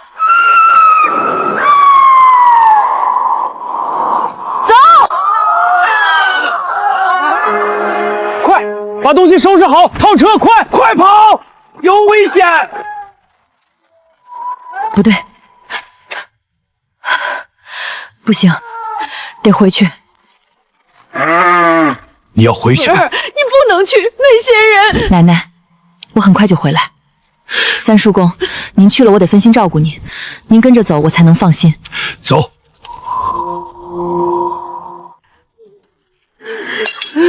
跑！活着的人，快跑！江大丫，你带我们走！滚！再挡路，你也别想好过。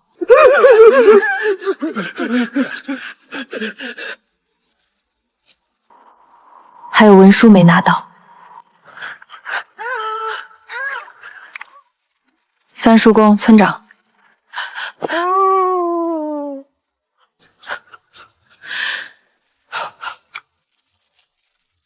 都看见了，再这么下去，不用等到粮尽，那些人眼睛跟狼似的，见过的人都没了。你有没有什么主意？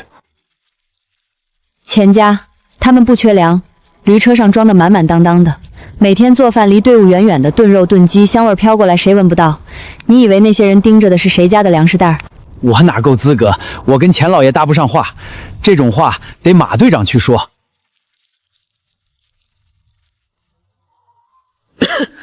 钱家算是顶顶有钱的了，有马车有粮食，凭什么听你的？你去找陈秀才。啥？他是读书人，说话比你好使，要是谈不拢，你再去。换一个说法，不让他运粮，让他卖粮，他肯吗？价格别太高，在大家能掏得起的数上，糙米也好，杂粮面也行，有多少卖多少。你跟他算一笔账，现在离西南府城至少还有1个半月，因为天气已经原计划慢了半个月。要是队伍里出了乱子，有人饿了动手抢，他那点粮食能保得住？他不是傻子，他能分清哪个对自己有利。我去跟各家各户透个底，让他们把银子归拢归拢。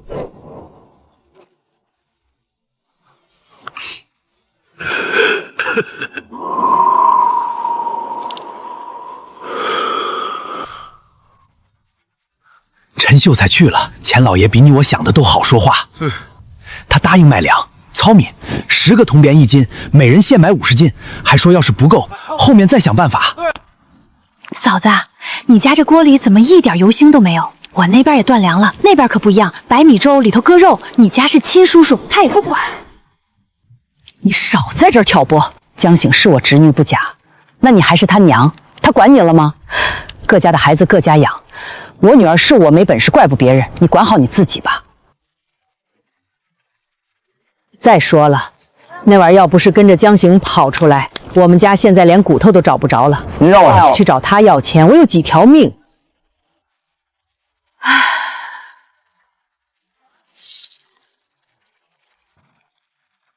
嫂子忙着呢。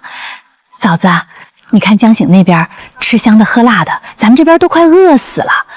她好歹是咱们江家的闺女，有粮食不该分点出来？你以为我不知道你是什么东西？你这贱人！你在外面裹的男人，你以为藏得住？我撞见过好几次，你把江老三家的粮食往外送，你以为我不知道？那些粮是谁的？是大房的。你拿我们家的东西去贴补野汉子，你胡说！你血口喷人！你胡说！我胡说？你敢发誓你没做过？你要是没做，全家死绝！你现在来找我帮你对付江大丫，你别脏了我的地，滚！娘，他真的跟何大亮……闭嘴，喝你的粥。江大丫，你给我出来！说，如果你要说的就是这些废话，不要浪费我时间。我是你娘，我生你养你，你生养我，我爹死了你就跑了，你现在来跟我说你是我娘，你再说一遍，信不信我今天打死你？你还有脸来？老太太，这不关你的事儿。怎么不关我的事？你害了我儿子，现在还要来害我孙女，你当我是死的？我害了谁？江老三是自己死的，跟我有什么关系？你这个死丫头！你看到你娘被人打了，你也不来制止，我是你娘把天奶劈！你来干什么？你是来认亲的，还是来要粮食的？不说。行，正好你来了，我也懒得去找你。我和小牛要跟你断亲，你要是同意，我给你500个大钱。从今往后，你走你的阳关道，我过我的独木桥，再无关系。不对。你是我生的，你就得管我，天底下没有这个理。江大丫，你娘跟你断不断亲，不是你说了算。这天底下哪里有亲生女儿不管自己的亲娘？我大梁朝可是孝子为先。就是你一个丫头片子，反了天了！你妈生你养你，现在翅膀硬了就不认了，天打雷劈的东西！敬酒不吃吃罚酒。何大亮，你跟杨翠花什么时候好上的？杨翠花还没改嫁的时候，你们就在村后的树林里、破庙里，衣衫不正，进去就是1个时辰。杨翠花，我爹待你不薄，你却背着他裹野男人。我没有你这种不守妇道的娘，你不配为娘。我爹死了，你连丧都没守完，就卷了银子跑去找何大亮下榻。真是脸都不要了。你胡说！我可以作证，杨翠花早就跟何大亮一腿，她还经常把粮食送给何大亮，被我撞见好几次了。你胡说八道，你污蔑，你血口喷人，我儿子不是那种人。你儿子是不是那种人，你不知道。你娘家的表妹，你给他塞了个什么样的女婿，你不知道？杨花水儿，你是不是我儿子对你哪儿不好？你为什么要这么对他？官爷，您都看见了，家人不认亲娘，动手打人，还在大庭广众之下污蔑我跟他的关系。我一个清白的人，被他们这么糟践，您要是不管，我就去府城告状。告状？行，你告。你告之前，我先问你一句：杨翠花改嫁经过夫家同意了没有？经过族里同意了没有？大梁朝律法，妇人夫死改嫁须得夫家同意，族长见证，立字为据。你们有吗？私自改嫁是什么罪？你知道吗？私自改嫁不守妇道，按大梁律要收监，情节严重的进猪笼。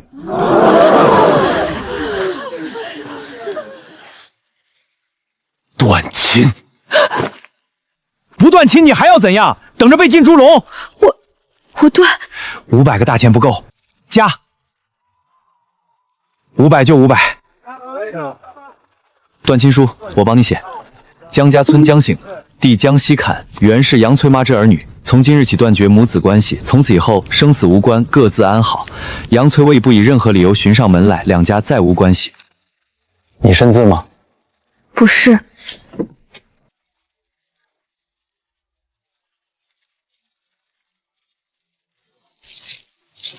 拿了钱就赶紧滚。走。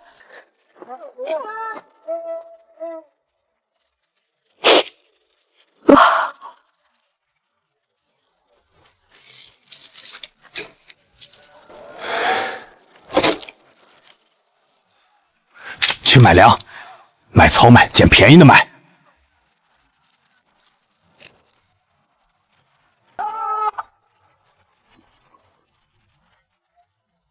买粮，买多少？能买多少？100个铜板1斤。什么？不是10个铜板1斤吗？刚才那些人买的都是10个铜扁。现在涨价了，你家要买就是100个铜板1斤，爱买不买。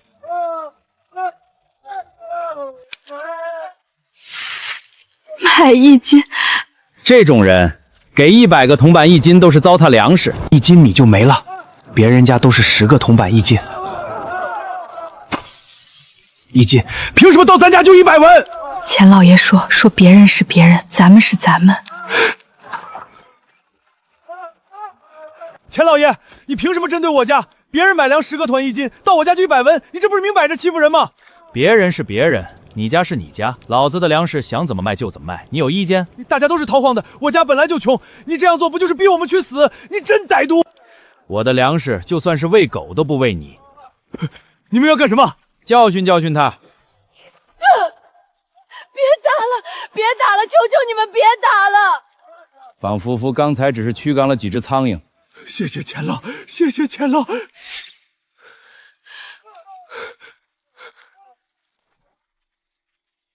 奶奶，你腿不好，先空手过去，这些东西我回头拿。空着手走也是走，提个篮子也是。没事，我没事。奶奶您别动，我先扶您起来。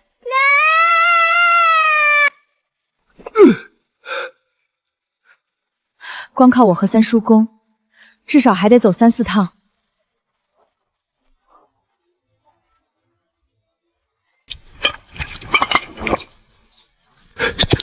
这雨再浇下去，今晚就得倒一批人。那边树底下是干的，先进林子躲避下雨。我奶奶开始发烧，你自己慢慢想。我要先带他们进山找歇息的地方。所有人都进林子，拴在一起走，别散。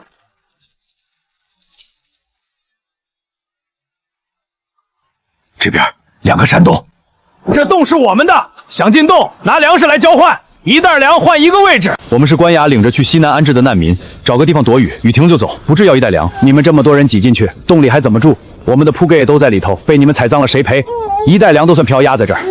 只让老弱妇孺进去挤挤，年轻人都在外头守着，绝不动迷针一线，这样总行了吧？看你带的人多，粮多的多给一袋，有腌肉的也拿一块出来，一袋粮换一家人进去住。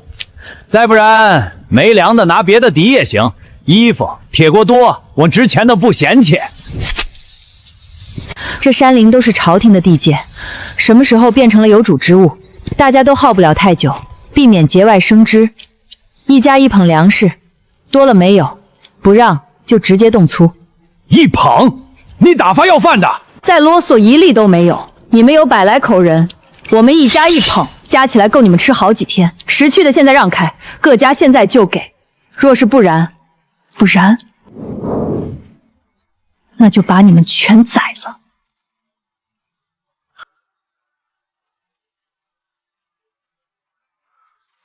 行，一家一捧。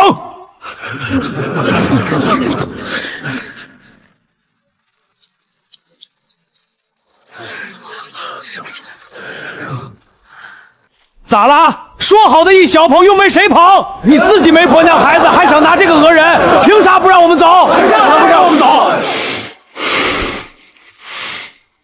让一让。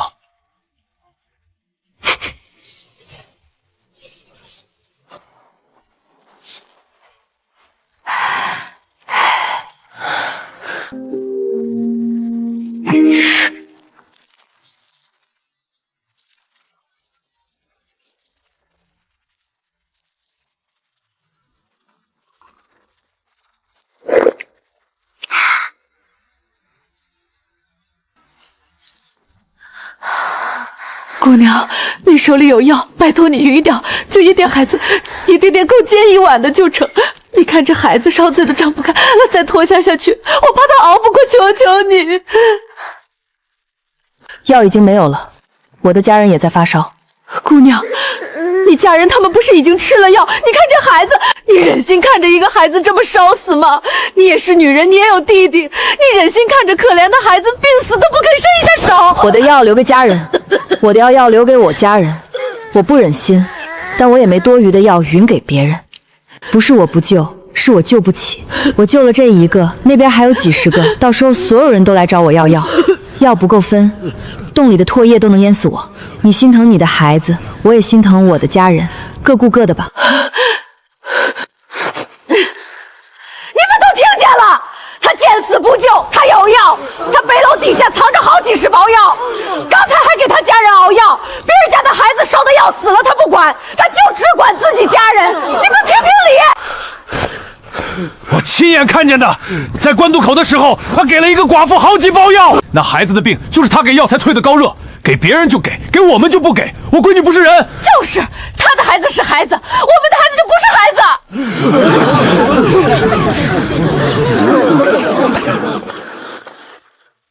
人家自己的药给自己家人吃是本分，给了是情分，不给是道理。你有什么资格逼人家？回去。你算什么东西？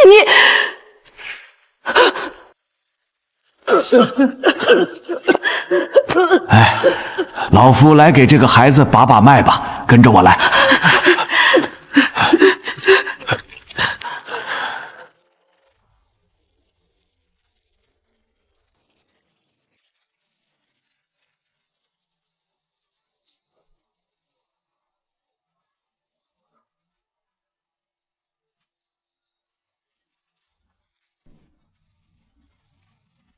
官爷，老叟姓顾，永州来的游方郎中，昨晚也是老府给那妇人的孩童诊了脉，昨晚又倒了3个，不是什么凶险的病，就是风寒入里，年轻人扛2天就过去了，上了年纪的和小孩难熬，发热的少说有40-50个，我药箱里的存药也撑不了多久。好在眼下还没有人烧到糊里糊涂的，但再拖下去不好说。听说官爷要上山找药，老朽愿同去认药。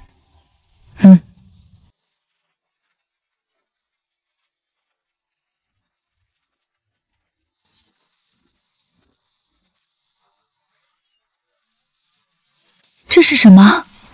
这是黄精，能够煮来吃，味道很甜，能够填饱肚子。这边有能吃的。黄精，江姑娘说了，煮熟可以当饭吃。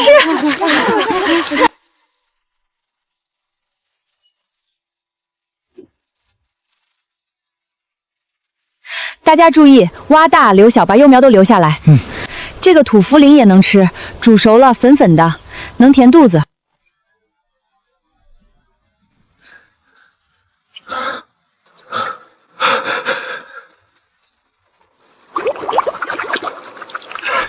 天哪，山泉水！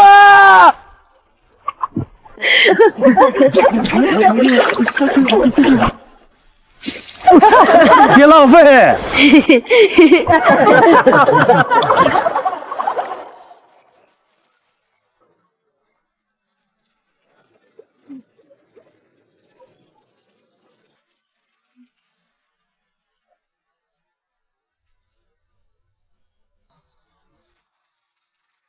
那边有蛇窝，蛇窝，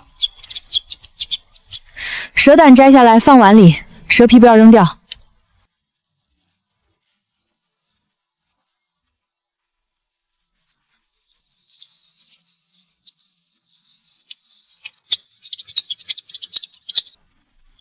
咦，江姑娘哪来的兔子啊？刚在林子里看到兔子洞，顺手打的。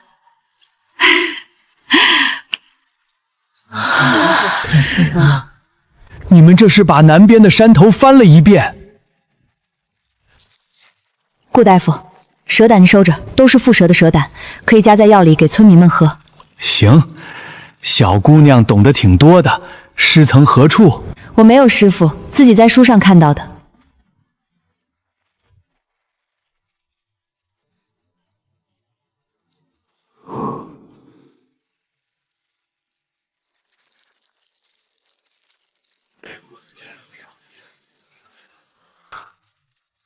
你们咋找到蛇的？江姑娘带我们找的，不止蛇，还有蕨根、土根，都是能吃的。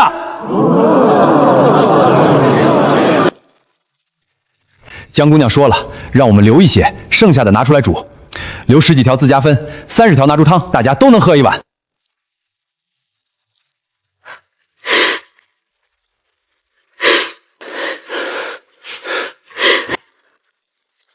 众人历经啃树皮、缩草根、食不果腹的绝境，一碗肉汤成为极致奢望。哭啥？哭啥？不就是蛇汤吗？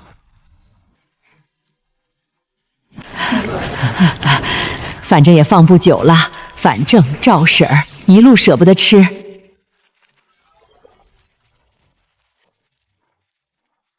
这是50斤糙米，品相不好，给大伙添一口粥。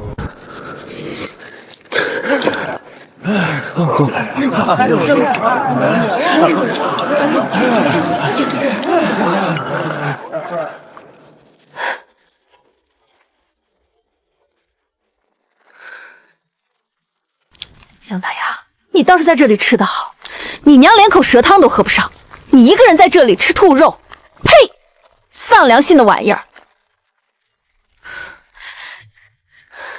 你看看他们，老的老，小的小，个个拖累人，病成那样还躺着，就是拖油瓶。他们能活多久？你这么紧着给他们吃肉喝汤，不是白白糟蹋东西吗？反正也是拖累，不如任由他们自生自灭，省下吃食，好好给你何叔养伤。何大亮是你后爹，你孝顺他是天经地义。说到底，你一个丫头片子迟早要嫁人，何必死守着这一家子累赘？不如跟我回何家，你力气大，能干活，好好干活伺候你何叔家2兄弟，也能替我分担。你乖巧点儿，你何叔能给你寻一门好亲事。娘就知道你嘴硬心软，你把这锅肉汤端过去给你何叔赔个罪，认个错就没事了。你何叔大人有大量，肯定会原谅你的。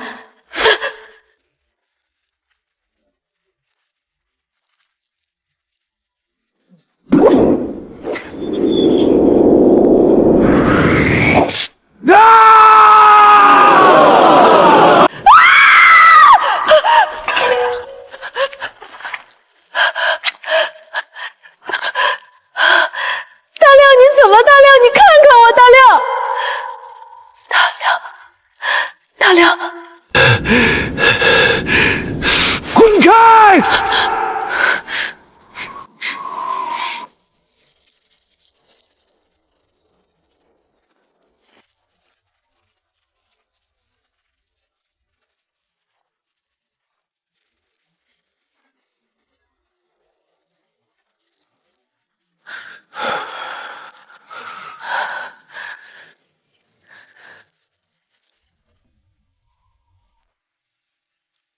杨翠花，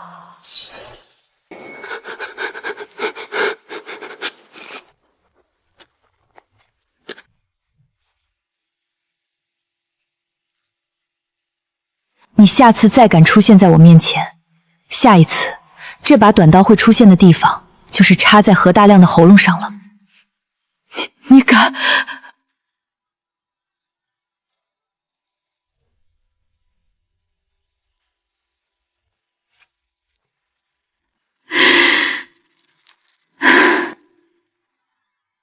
淤血还没散，老太太年纪大了，气血走得慢，这种伤急不得，得用透骨彩、牛膝、红花，最好是新鲜采的，药力足。明天我去找。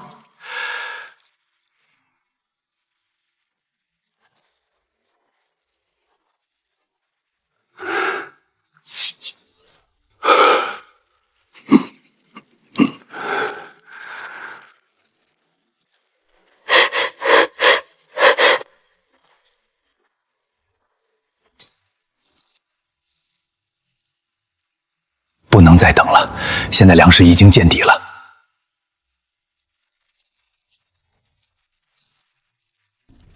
马队长，老夫多一句嘴，村民经不起雨淋，走到半路旧病复发，才是真的要人命。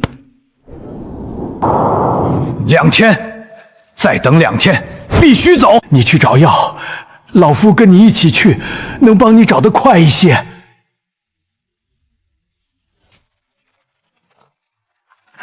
江姑娘，我们也想跟着你上山。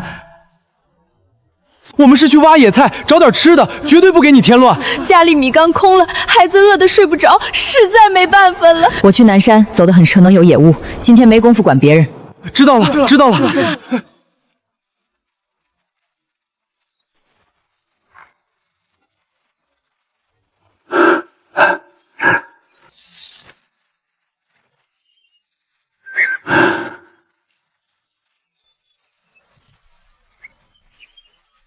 这石斛少说值2两银子，亏了，亏大发了。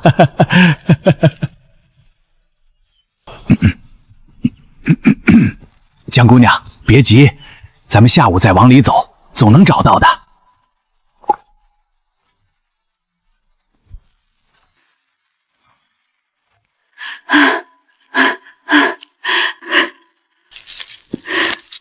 有救了，哇，有救了！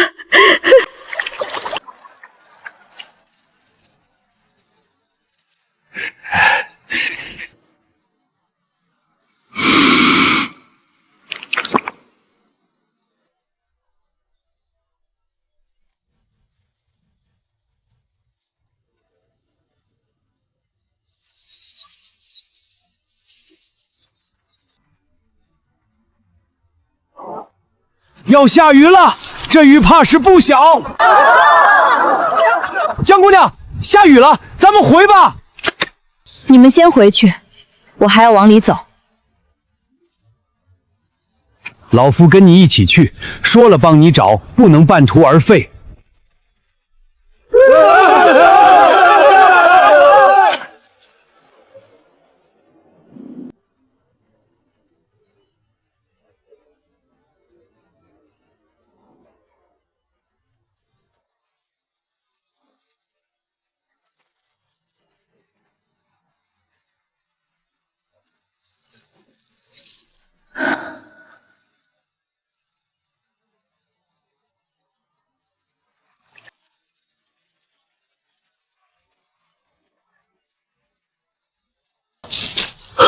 透骨草，乔姑娘，透骨草，还有牛在这里，都在这里。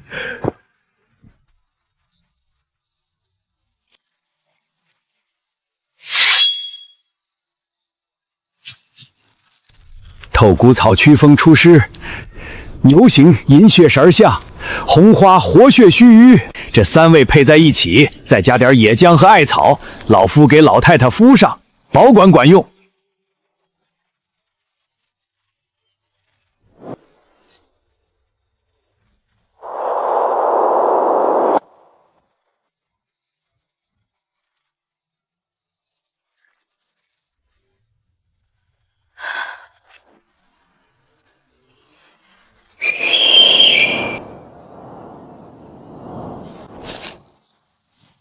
这是野猪拱的，江姑娘得赶紧走，这痕迹新鲜的很，野猪可能就在附近。那东西凶得很，獠牙能捅穿的肚皮，咱们2个人碰上了，可讨不了好。姑娘，江丫头，你听见老夫说话了吗？野猪，那是野猪。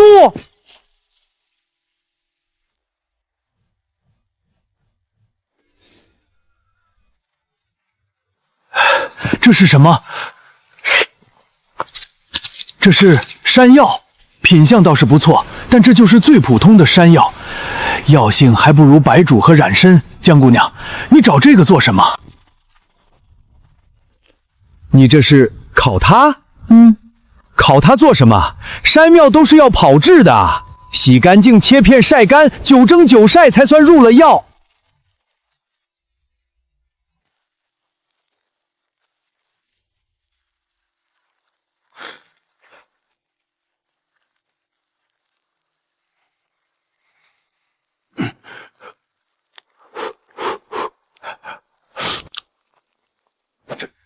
这是山药，山药居然是这个味道，又甜又糯，吃半根肚子就有底了。山里人吃过，口口相传的。江姑娘，这一片山药藤有多少？这一片少说能挖2000来斤，再往里走肯定还有更多。江姑娘，这个消息你打算怎么办？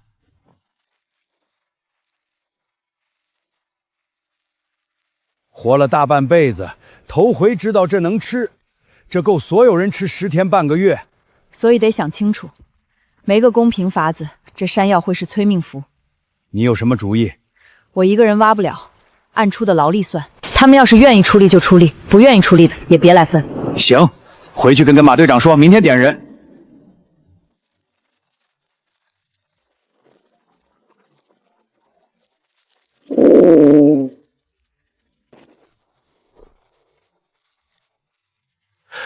侧骨草、牛席、红花。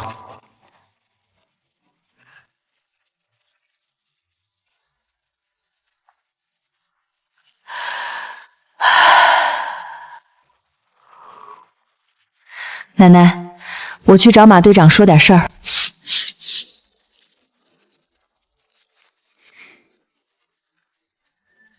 马队长，换个地方说话。